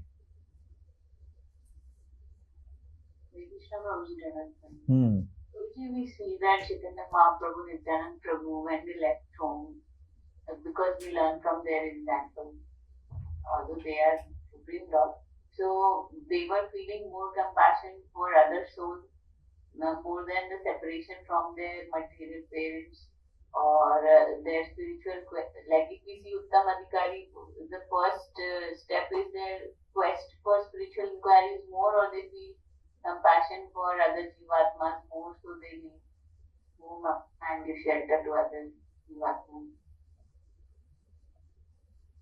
What is the first step? I'm not able to understand your question. Can you explain the question? As in I'm saying that when Nityananda Prabhu was leaving home, he was feeling separation from his father, but his compassion for other living entities, those who have forgotten Krishna, was more than that. So how we can see that quality in Uttam Adhikari, like our Acharya? Our Acharyas have also given up everything for Krishna consciousness. Srila Prabhupada left his family for propagating Krishna consciousness. So Uttam Adhikaris, they do like that. So what's the question? So because in some of the cases we see that there's some of the Uttam Adhikaris, they leave home because the spiritual quest is there. Then it is answered lately, and then they become pure devotees, and then they feel compassion. So, can you give some example what you are telling? Can you give some example? Like Maharaj's book I read.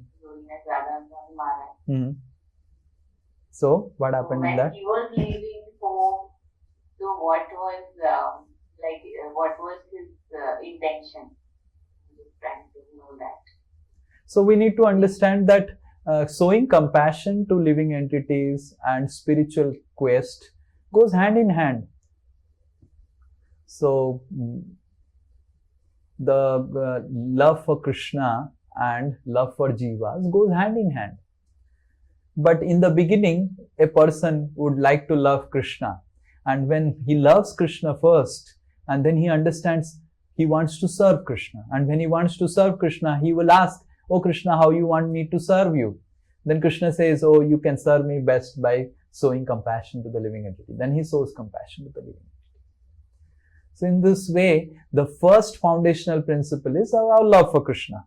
Otherwise, we'll become social service, philanthropist. by doing mundane service to people. Okay? Yes, Asit Prabhu.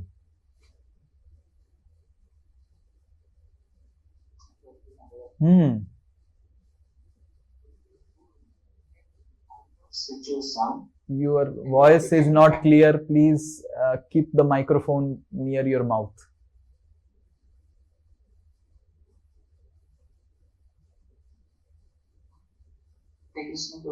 हाँ बोलो.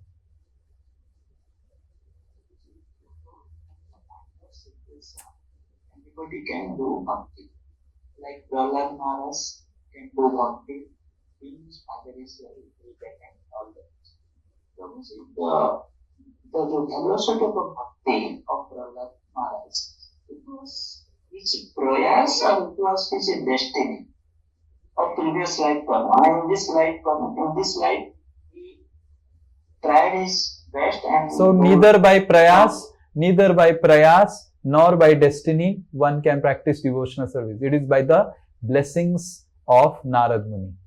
Prahlad Maharaj himself says in the verse, Evam janam nipatitam prabhavahi kupe kamabhikama manuya prapatam prasanga krutvatmasat surashino bhagavan grihita soham katham na vishije tava bhritya sevam.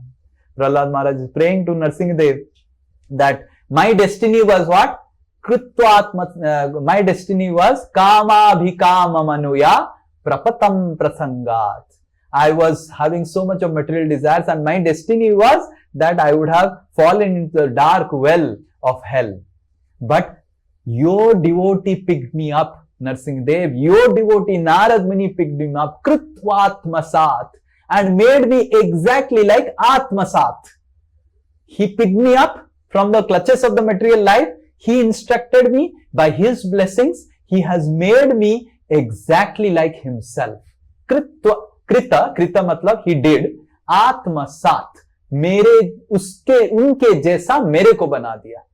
Narad मुनि ने मेरे को उनके जैसे बना दिया. Right? And what I did? I simply surrendered myself to him.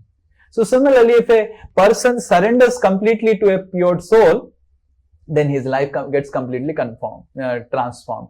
Not by his destiny. You cannot practice devotional service by your destiny or your prayas. You may endeavor. Your situation may be whatever. And if you endeavor strongly, you cannot practice bhakti until and unless you have blessings of your superiors, blessings of great souls. So it is important that we take blessings of great souls. We take guidance from great souls and we take their blessings and apply them in our life.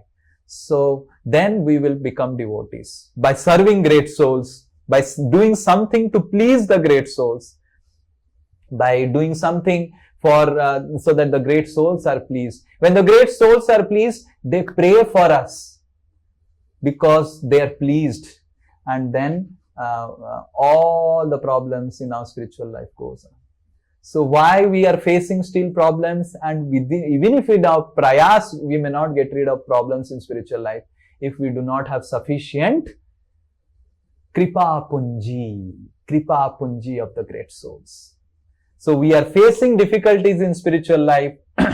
Our health is having problem, but with problem health, so many people are practicing bhakti. Why with problem health, His Holiness Jayapataka Swami is practicing bhakti, and why with problem health I am not able to practice bhakti? Because you do not have kripa punji, and he has got kripa punji by serving Srila Prabhupada, by pleasing Srila Prabhupada. That's the only thing.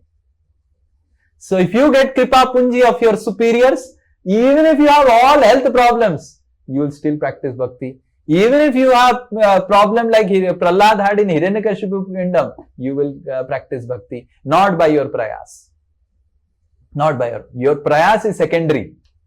The kripa punji is very, very important. What you need to do prayas is based on the instructions of the superiors, based on the instructions of the great souls, I will do prayas.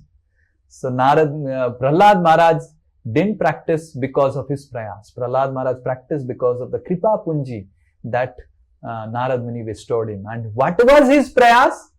Whatever Narad Muni said, I will follow. So most of the time we face difficulties in Krishna consciousness because we endeavor what we think right in Krishna consciousness. मेरे को जो ठीक लगता है भक्ति में मैं वही करूंगा. So then you lose the kripa punji, and you lose kripa punji even if you do all prayas in bhakti also it will not work. It will not work. So this is the thing, that our kripa punji should be there. Is this here?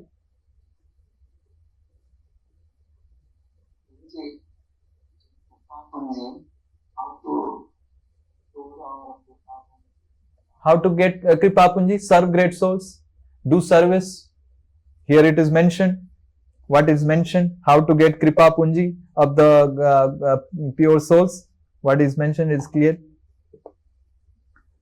Associate and faithfully serve. So one should faithfully serve. One should ask the gurus that what service I can do. Please give me some service. If you do not have a service that your spiritual master has given you, or you have not taken any service and doing it faithfully under spiritual master, then you will not get kripa punji. So one should really be very enthusiastic to do some service under the spiritual master. This is what first thing Rupa Goswami is telling. Second, one should associate closely with the spiritual master. Ask him question. Ask him, consult. Oh, this is my problem. That is my problem. How to solve this problem? Before taking decision based on your mind or intelligence, consult the spiritual master and take decision. So in this way, by serving great souls, taking some service responsibly, doing some service responsibly in the mission of the spiritual master,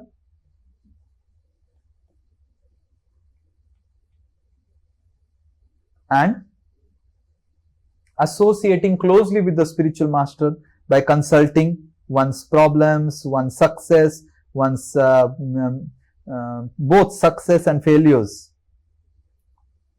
in Krishna consciousness. One will develop kripa punji. How His Holiness Jayapada Goswami Maharaj has developed kripa punji. How he has developed? By responsibly serving the mission of Srila Prabhupada. Prabhupada said to me that I should initiate this many disciples. He doesn't want to initiate disciples because he wants to initiate you. He wants to initiate disciples because Srila Prabhupada said to him. Prabhupada said to him that I should distribute my books, his books. I distribute. Srila Prabhupada said to me that I should develop Mayapur. So he is developing Mayapur. Because he is taking responsibility in the service of Srila Prabhupada, that's why he is not affected by material energy. He has got kripa punji. And similarly, any confusions when Srila Prabhupada was there, he will always consult. So in this way, one will not get affected by the material energy or the conditionings of the material energy when he has got kripa punji. And how he gets? By taking responsibility in the mission of Srila Prabhupada, in mission of the spiritual master, mission of the Gaudiya Vaishnava Sampradaya. Okay? Is this clear? Hare Krishna. Yes, here Ansuman Prabhu, then Syam Narayan Prabhu. Hare Krishna Prabhu. Am I audible, Prabhu? Yes, fully. Yes, Prabhu. Prabhu, that I have actually I did not understand one point. That Shuddha Bhakti, you mentioned that you told that they may be or may not be Jivan Mukta. Yes. But you told that Jivan Mukta is that maybe Brahmavadi, and Shuddha Bhakta, they are more than Brahmavadi. They are actually come from the spiritual world. Yes. Then the Jivan Mukta should be the subset of the main state. I mean, No. Jivan Mukta is separate. Jivan Mukta is separate. Suddha Bhakta is separate. Right? Because if Suddha Bhakta means that they should have that they are actually completely Krishna consciousness. They do not have, they have the understanding they are not the this material body. So they are Satchidananda, they are actually completely that Krishna consciousness. Then why they are sometimes maybe Jivan Mukta or they not be Jivan Mukta? Jivan Mukta means they do not have subtle body. Jivan Mukta means they do not have subtle body. Suddha Bhaktas are also given subtle body. like Arjuna had the subtle body of a Kshatriya. Arjuna was identifying himself as a Kshatriya, right? But how Arjuna was utilizing his Kshatriya's duties for, that is most important. You're able to understand? Sukadeva was neither considering himself as a Kshatriya or a Brahmana or a man or a woman. He's a Jivan Mukta. But Arjuna was fully identifying himself as a Kshatriya. I'm a Kshatriya. I'm a king. Right? So now one may find faults in Arjuna and compare, oh, Arjuna is not a... So what is meaning of identifying? Is identifying with a material designation. And why Krishna puts his pure devotees as a Kshatriya, as a Brahmana, as a Vaishya, so that he can teach that, okay, you can become a Kshatriya and become a devotee, like Arjuna. You're able to understand? A Jivan Mukta means he doesn't have a subtle body. And because he doesn't have a subtle body, he doesn't have material identification. But a Suddha Bhakta may have material identification, but he uses that material identification in service of Krishna. Like Arjuna, when Krishna left, Yudhishthira left, Arjuna left, everyone left. They are neither concerned about the kingdom. But so long Krishna is there, they are with the kingdom. They are with the kingly pleasures. You are able to understand? Yes, understood. Right? So, the Suddha Bhaktas are different, Jivan Muktas are different. Don't try to combine them. Jivan Muktas, they do not have a subtle body. And they may be Suddha Bhaktas, may not be Suddha Bhaktas. And Suddha Bhaktas are completely different. Suddha Bhaktas are those who do everything for pleasure of Krishna. Krishna says, take a subtle body. Okay, Krishna, I'll take a subtle body of a Kshatriya and serve you. What else more you want? Krishna take a diseased body. Okay, Krishna, I'll take a diseased body. You are able to understand? Suddha Bhakta means everything for Krishna's pleasure. Krishna says, take material designation. Okay, Krishna, I'll take material designation. Krishna says, identify yourself as a lady. Okay, Krishna, I'll identify yourself as a lady. What I should do? Then you become a lady and become lady like Mirabai. Okay, Krishna, become lady like Mirabai. Become a lady, but become like lady like Kunti. Okay, Krishna, I'll become lady like Kunti. Like that. And Shuddha Bhakta is that as per Krishna's wish, that we take anything. Nachao, nachao mate, nachao, nachao mate, nachao se mate. Srila Prabhupada is telling. They are like puppets in hands of Krishna. Whatever Krishna wants, they will do. Right? Mirabai was also a lady. Kunti is also a lady. Right? So Mirabai is least bothered about material, her family. And Kunti was so bothered about her family.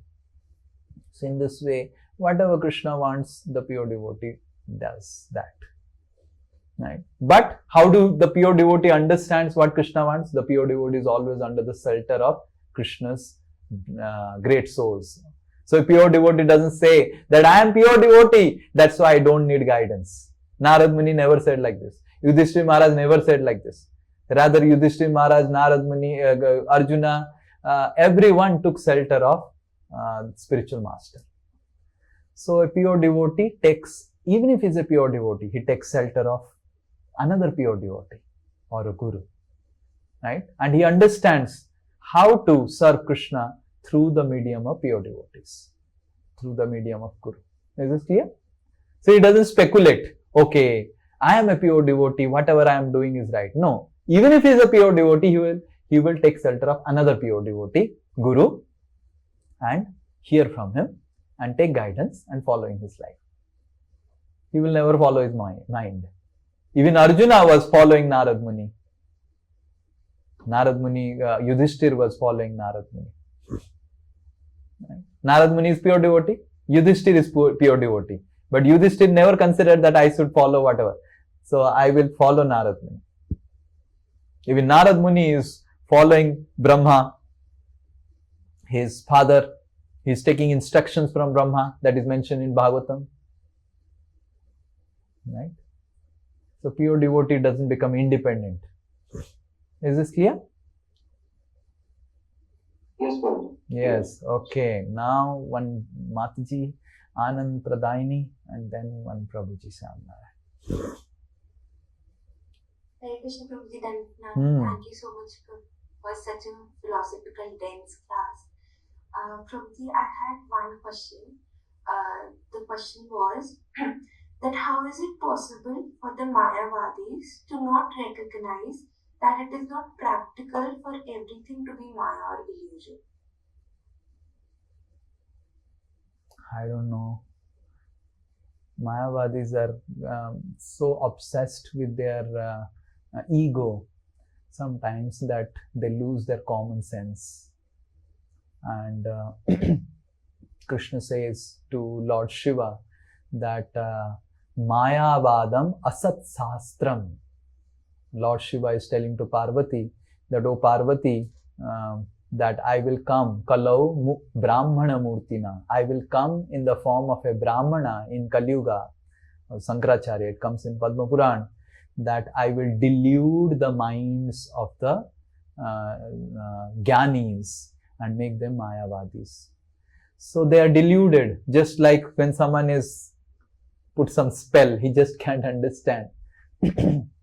So similarly, the Mayavadis are put under spell.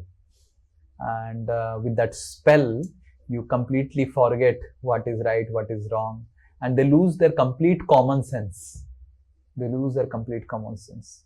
And Vaishnavas and Chaitanya Mahaprabhu has also said that this Mayavad Sastra, which Sankaracharya has written, or the Saririka Bhasya, has the spell. Has the spell. And it has the spell, and anyone who reads Saririka Bhasya, he will get deluded. So, Mayavad Sastra Sunile Hoye Sarvanas. Chaitanya Mahaprabhu has said that if you read the Saririka Bhasya of Sankaracharya and the Mayavadi scriptures, then immediately Hoye Sarvanas. All your devotional service will get into gutter. Everything will go because it has the spell. Lord Shiva is telling to Parvati that I will create scriptures with a magical, mystical spell. And by reading them, everyone will forget that they are spirit soul. They will think that they are God, and that's the spell. Lord Shiva's spell. Can you imagine? He sees Maya Pati. If he puts spell, who can come out of the spell? Right? So Mayavad Sastra has that spell of Sambhu. Scriptures. Sankara is actually Sambhu. He is the Sambhu Tattva, is Lord Shiva. He is himself telling to Parvati Devi that I have created this scripture with a magical spell. And that spell is there in the scripture. So be careful. So that's why Vaishnavas never read Mayavad scriptures, because it is having a spell. So just like you are telling, how could they think like this? So because they are spelled. Sometimes when there is something called Vasikaran, right? Or Tukta, or Tukta, or I don't know what they say in like that they say. So sometimes a lady is done Vasikaran. Huh? Totka. So sometimes a lady is done Vasikaran by, sometimes a boy wants to marry a girl. So what he does in Bengal is Totka. So he will go to a tantric and he say that this girl looks beautiful and I want to marry this girl. So then the tantric will give some gift or some food or something, and then you give to the girl. And the boy would somehow or other feed the girl that thing. And immediately the girl will be Vasikaran. And the girl will become the complete like servant of that boy and serve the boy. I have seen this. One 70-year-old man marrying a 16-year-old girl. I have seen in Odisha. So this is called spell. And everyone is saying, do you have any common sense? They're asking to the girl, do you have any common sense? How can you marry this 70-year-old man? Said, no, he's my husband. He is my eternal husband. This life, late I recognize that he is my husband. Right? Last life also he is my husband. Like that, all nonsense that girl is speaking. Right? So this is called Tukta, Tuktka, or magical spell, Vasikaran. So imagine if an ordinary living entity or an ordinary tantric can do this type of vasikaran, what Sankaracharya or Lord Shiva can do vasikaran, right? So Saririka Bhasya has this vasikaran technology of completely deluding you from the Krishna consciousness. So that is Mayavad Sastra. So person loses all common sense because he is getting the magical spell of Sambhu. Yes? Do you understand how they lose the common sense? Right now you, just like other ladies are telling to this girl, "Arey girl, you have lost common sense, what you are doing? No, he is my man, I will marry him." And he got married. In front of my eyes, I have seen. Huh? I went to I was studying in IIT that time, and I had gone to my home, and I saw that this elderly man had come, and then he has already another wife, okay, and then this girl is roaming around. I said, "Who is this girl, new fellow?" I asked my mother. His wife. I said, "Wife? He's less than the age of a daughter. How can he be wife? And how this girl?" And said, "Don't speak about it. तुम्हारा मुंह बहुत बड़ा है, चुप करो, तुमको कभी मैं लेके नहीं आऊंगा." मैं बोला, मैं तो वही बोला था. I didn't wanted to go to any marriage and all. You only forced me. And when I'm asking relevant inquiries, na atha brahma jigyasa, that is the urge of the soul. And you're telling you cannot ask. So this is magical vasikaran. In front of my eyes only I have seen. And I know that man was. Okay, okay. So especially in Bengal and Odisha, you have to be very, very careful about taking food from someone, taking gift from someone, and be very, very careful. Like when Acharya Ratna Prabhu was actually Acharya Ratna Prabhu was first to be sent from Pune to Calcutta. So Acharya Ratna Prabhu was told by Acharya Prabhu used to tell that the instruction, he went to different devotees and sought blessings that I'm going Calcutta from Pune, I'm shifting. So many devotees gave different blessings, and Gaurang Prabhu said, "Don't eat from unknown people. Bengal is a place of tantric." That was the instruction Gaurang Prabhu gave to Acharya Prabhu. So we have to be very, very careful in Bengal. Assam, Bengal, Odisha, these entire three belt filled with tantrics, and they are becoming less, but they are there. You have to be careful. Okay? Vasikaran. Yes, Syam Narayan. Hare Krishna, Prabhuji. Prabhuji, you told quality of Madhyam Adhikari that at least he has developed trust for 3 devotees, minimum 3 devotees. So, Path Pradarshak, Shiksha Guru and Diksha Guru. So, who is Path Pradarshak, Prabhuji? And my second question is, can a single person take the role of all the 3 or any 2 of these? Yes, a single person can be a Path Pradarshak, Shiksha and Diksha. Who is a Path Pradarshak Guru? Path Pradarshak Guru is one who shows the path. Like I'll give example from my own personal life, then you'll understand what is Path Pradarshak. So I was not having friends or anything. From childhood, I used to not associate with anyone. I was like a loner. I was very careful of bad association. I wanted to practice spiritual life, but I was not having any faith or trust in any spiritual organization. So I got a book of Radheshyam Prabhu, Discover Yourself. And I was reading the book. I completed the book in 3-4 days. And they had said that there will be some sessions, you will be invited, but no one invited me. And I was waiting. And then after 4-5 sessions had already covered, then one boy came, Ullas Agarwal. So this Ullas came to my room for my notes. My notes were already very famous in IIT. So he came to my room for notes and he saw Discover Yourself. He said, "Arey, you are reading this book?" I said, "Reading what?" I completed the book. Very nice book, and very logically he's explaining about God and everything. So, oh, why don't you attend sessions? I said, oh, I was not knowing. They said that, and then Ullah said, oh, in my room only sessions are happening. So I started going for sessions. I used to go for session. By that time, many sessions were over. And then I was not ready to go to ISKCON because I didn't have faith on ISKCON, because organization क्या करते हैं, drugs खिलाते हैं, ये सब foreign organization, मतलब foreign problems will be there definitely, like that. That was my thought. But this Ullas dragged me to ISKCON. So he became my Patha Pradakshak Guru. You're able to understand? Right? So one day, I was not ready to come to ISKCON. I used to get up at 2:30 in the morning, and then ISKCON devotees would come and say that, come for Mangal Aarti. I'll say, no, my head is paining, this and that. Actually, no head is paining. Why head will pain? I'll be studying, but I'll not go for Mangal Aarti because I didn't want to get into any organization. Because I have seen a lot of organization in Puri doing all jhamela. I used to not. So then one day Nityanand Trayodasi happened. And then Ullah said, today is Nityanand Trayodasi. I said, who is Nityananda and what is Nityanand Trayodasi?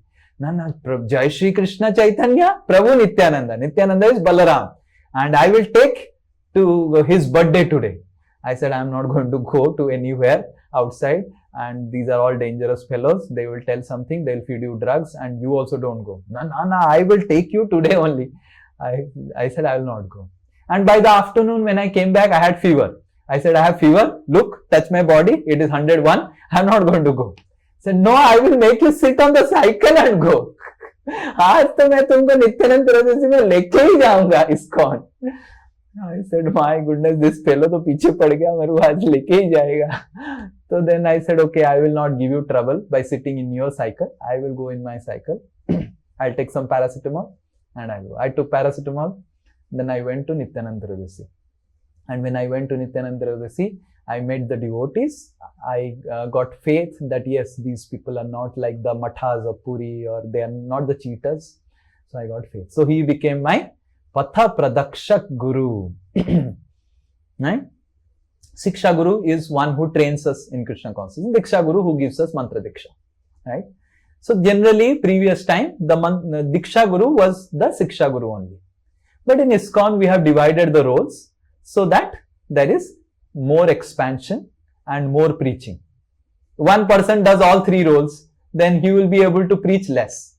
If three different people does three roles, then there will be more expansion of preaching, right? More devotees. So in ISKCON, in order to expand the movement more nicely, reach out to more people, we have divided the services. Diksha Guru is someone else who gives Diksha. Siksha Guru is someone else who gives Siksha. Patha Pradaksha Guru or someone else. Like for example, you tell someone, refer someone to a Bhagavad Gita basic class. So you become Patha Pradaksha Guru to that person. Right. But someone who is teaching him Bhagavad Gita becomes a Siksha Guru. Someone who is giving him Diksha becomes a Diksha Guru. Like that. Who is most important? Based on who is what. Sometimes a Patha Pradaksha Guru also can be a Uttama Adhikari. It's not necessary that a Patha Pradaksha Guru has to be a Kanishta. So who is more important in our life based on his realization in Krishna consciousness? If a Patha Pradaksha Guru is Uttama Adhikari, then you take guidance from the Patha Pradaksha Guru.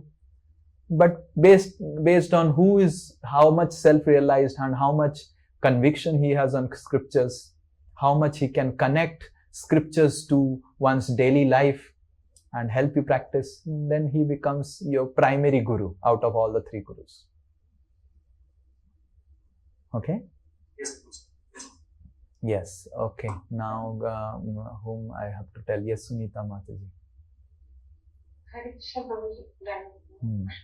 Prabhuji, my question is related to the three categories, so Kanishta, Madhyam and Uttam Adhikari. So is there any intermediate stages? Because some qualities of Madhyam Adhikari also might have like scripture knowledge, even if he is not following the scriptures, he might have more scripture knowledge. So how to differentiate between them and how to find out where we fall, if at all there are intermediate stages? They're not intermediate stages, but okay, Madhyama can show also some symptoms of Kanishta, that's okay. but we should try to develop the symptoms of Madhyama, cultivate the symptoms of Madhyama by taking guidance. Now we have understood who is Kanishta, who is Madhyama, who is Uttama.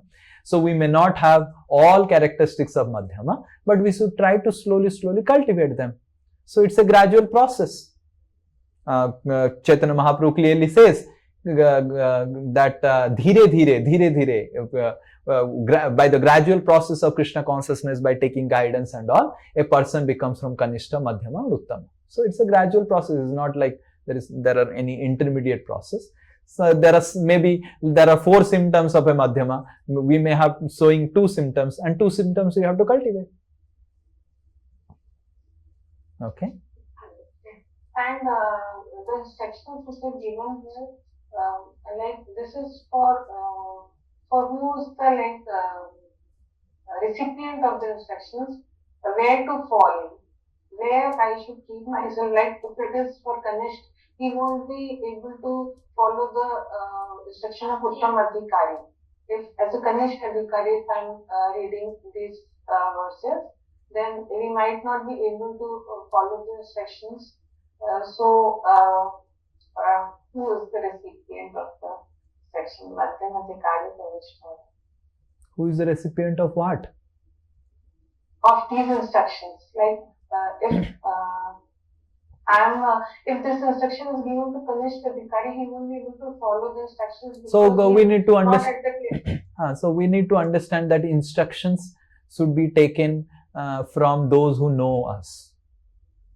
And that's why I said that out of Pathapradak Guru, Shiksha Guru and Diksha Guru, the Guru who knows us very closely becomes our primary Guru. And instructions should be taken from that person. So that because he knows us, he knows whether we are in Kanishta stage, Madhyama stage, Uttama stage. Accordingly, he will give instructions. Right? So we should not try to take instruction from everyone. Then we'll end up into problem. We should only take instruction from those superiors who know us. And if some other superior give us instruction, we tell that you contact that superior because he knows my situation, and if he says, I'll follow. So that makes life very easy, right? So instructions we have to take from superiors, but we have to take instruction from those superiors who know us closely. And because they know us closely, they will also give instructions which will be mostly we'll be able to do. Okay? Yes. Hare Krishna. Yes, Mona Lisa Mataji and then Vishnu Priya Mataji. Hare Krishna, Prabhuji, Dandavat Pranam. Prabhuji, you mentioned regarding the black magics and all, should be careful. So my question is, Prabhuji, since we are surrendering to Krishna, we are his servants, should we be fearful of that? Will that affect us? Because Krishna will be protecting us now anyhow. Krishna will be protecting us, but unnecessarily will go through hassles. It will unnecessarily disturb our devotional service. So that's why we should remain protected. Right? Like there was chances like there are chances that there may be some violence in Calcutta after the election results and everything. So I cancelled my Dhanbad trip. I was supposed to go to Dhanbad. Why? Because I have to go to Dhanbad through the train. It goes through all sensitive districts, Durgapur, this, that, and all those things. And there may be some chaos and all. So we may try to unnecessarily not get into Jhamela, right? So that we can practice Krishna consciousness. Krishna will protect, but we don't put our hand on the gas stove and say, Krishna, protect. This is foolishness. This is foolishness. So Krishna will protect, but we don't go in front of the terrorist and say, kill me and I will show that how Krishna protects me. This is foolishness. So if anyway by chance of destiny or without doing our endeavor, even if I have done all endeavors, we are put in a difficult situation, Krishna will protect. But we should not be foolishly trying to put our hand on fire and say Krishna will protect. Right? Okay, that's not the right thing. So we should be very, very careful about this tantric, black magic people, negative people, and we should not try to live. But if Krishna says or Guru says, go and deliver that tantric, then you do, and then Guru and Krishna will empower you to deliver the tantric. Like Visaksen was always there, but Bhaktivinoda Thakur was least bothered about him. Only Visaksen was a tantric, and Visaksen was doing all nonsense with ladies. He will do Basikaran with the ladies, and he will do Ras Leela and all those things. Only when Visaksen said, I am Vishnu, when people started coming to know he is doing all these things, Vasikaran and taking the ladies in the night and exploiting the ladies and all, then people started questioning him. And then what Visaksen said, I am Krishna, I am doing Ras Leela. Then Bhaktivinoda Thakur had problem. Otherwise, Bhaktivinoda Thakur was least bothered about that tantric. ठीक है, तुम जो करना है करो भाई, हमको क्या है. But when Visaksen claimed that he is God, he is Krishna, then Bhaktivinoda Thakur said, now I have to take action. And he took action. And because he took action, Visaksen threatened Bhaktivinoda Thakur that your entire family will be ruined. When the court case was going on against Visaksen, Bhaktivinoda Thakur's entire family got fever, high fever, they are about to die. Bhaktivinoda Thakur himself got so much of fever that he was not able to come to the court for hearing. So even a pure devotee like Bhaktivinoda Thakur can get affected by tantric. But he didn't, nothing happened. So Bhaktivinoda Thakur started reading Srimad Bhagavatam loudly, the verses of Srimad Bhagavatam, to protect himself. But still he got heavy fever. He came to the court, and then hearing was happening. And this tantric was fasting since last 21 days in order to get that strength to kill Bhaktivinoda Thakur and his family members. And then Bhaktivinoda Thakur from some sources came to know that this tantric, they have that all their strength in their sikha, right? So Bhaktivinoda Thakur ordered the police that somehow or other, when this tantric is doing some meditation or something, go and forcefully catch him and cut his sikha. And then they caught him and caught his sikha, and immediately Visaksen dropped dead. Dead, because last 21 days he was fasting. All his was there on the sikha, right, strength. So in this way, then Bhaktivinoda Thakur again recovered from fever, and his family also recovered from fever. So there may be temporary such things when with a pure devotee also, but the pure devotee will na pranasyati. Krishna says given that a pure devotee will not. But a pure devotee unnecessarily doesn't go and confront a tantric, doesn't unnecessarily go and confront a terrorist, doesn't unnecessarily go and jump into fire. Krishna, protect me. Fire is there, so that is not the right approach. Okay? Is this clear? But for service of Krishna, he is ready to do. Okay? So what do you want to do? You want to preach to the tantrics? Because Krishna will protect you. I'm not at that level. Okay. So even if you are on that level also, we should not unnecessarily go and preach to the tantrics. Even if we are on the level of Bhakti. Only when this fellow Visaksen, there were so many tantrics, but only why Visaksen, Bhaktivinoda Thakur took notice, because Visaksen started telling that he is Vishnu. That's the only thing. Anyone who is offending Vishnu, or we should take action. Otherwise, he is busy in his tantric work. Material energy is sufficiently employed to take care of him. Why we should be worried about all these things? We should not be worried about all these things. Preaching we should do to innocent. Preaching we should not do to envious people, these type of people. Okay? Yes, Vishnu Priya. Hare Krishna, Prabhuji Dhanvantara. Prabhuji, thank you for taking the proportionality of respect and other points. Prabhuji, my question was that it is related to the Kripa Punji. So, we have to serve and please, but isn't it, Prabhuji, that mercy is always causeless, causeless mercy? And if it is causeless, then we have to endure also, no? So how to understand this?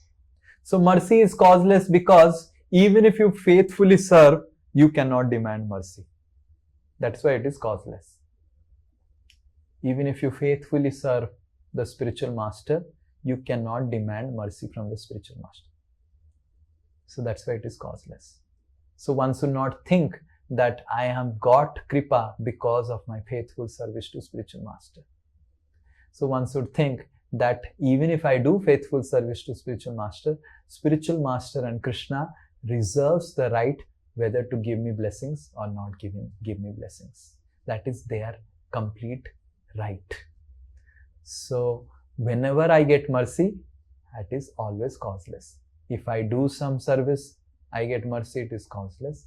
I may not do some service, I may get some mercy, it is causeless. That will help us to not become envious of those who receives blessings of the spiritual master causelessly, without doing any service. Like for example,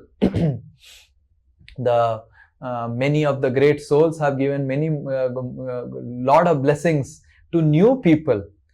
Srila Prabhupada has given blessings to many new people who have not done any service, more than he has given service, blessings to some of his disciples. But they don't become envious because mercy is causeless. It's not that I can force my spiritual master, force Krishna to give mercy based on what list of services I have done.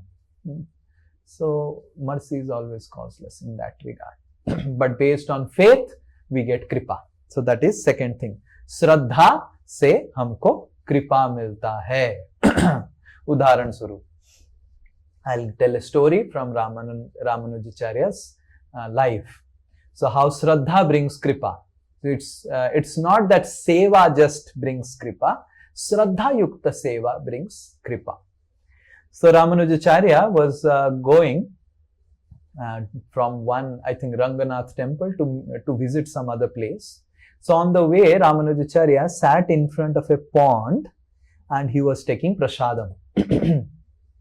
He was taking his prasad, his meals. His sannyasi disciples were feeding him and he was discussing some spiritual subject matter and they were taking prasadam.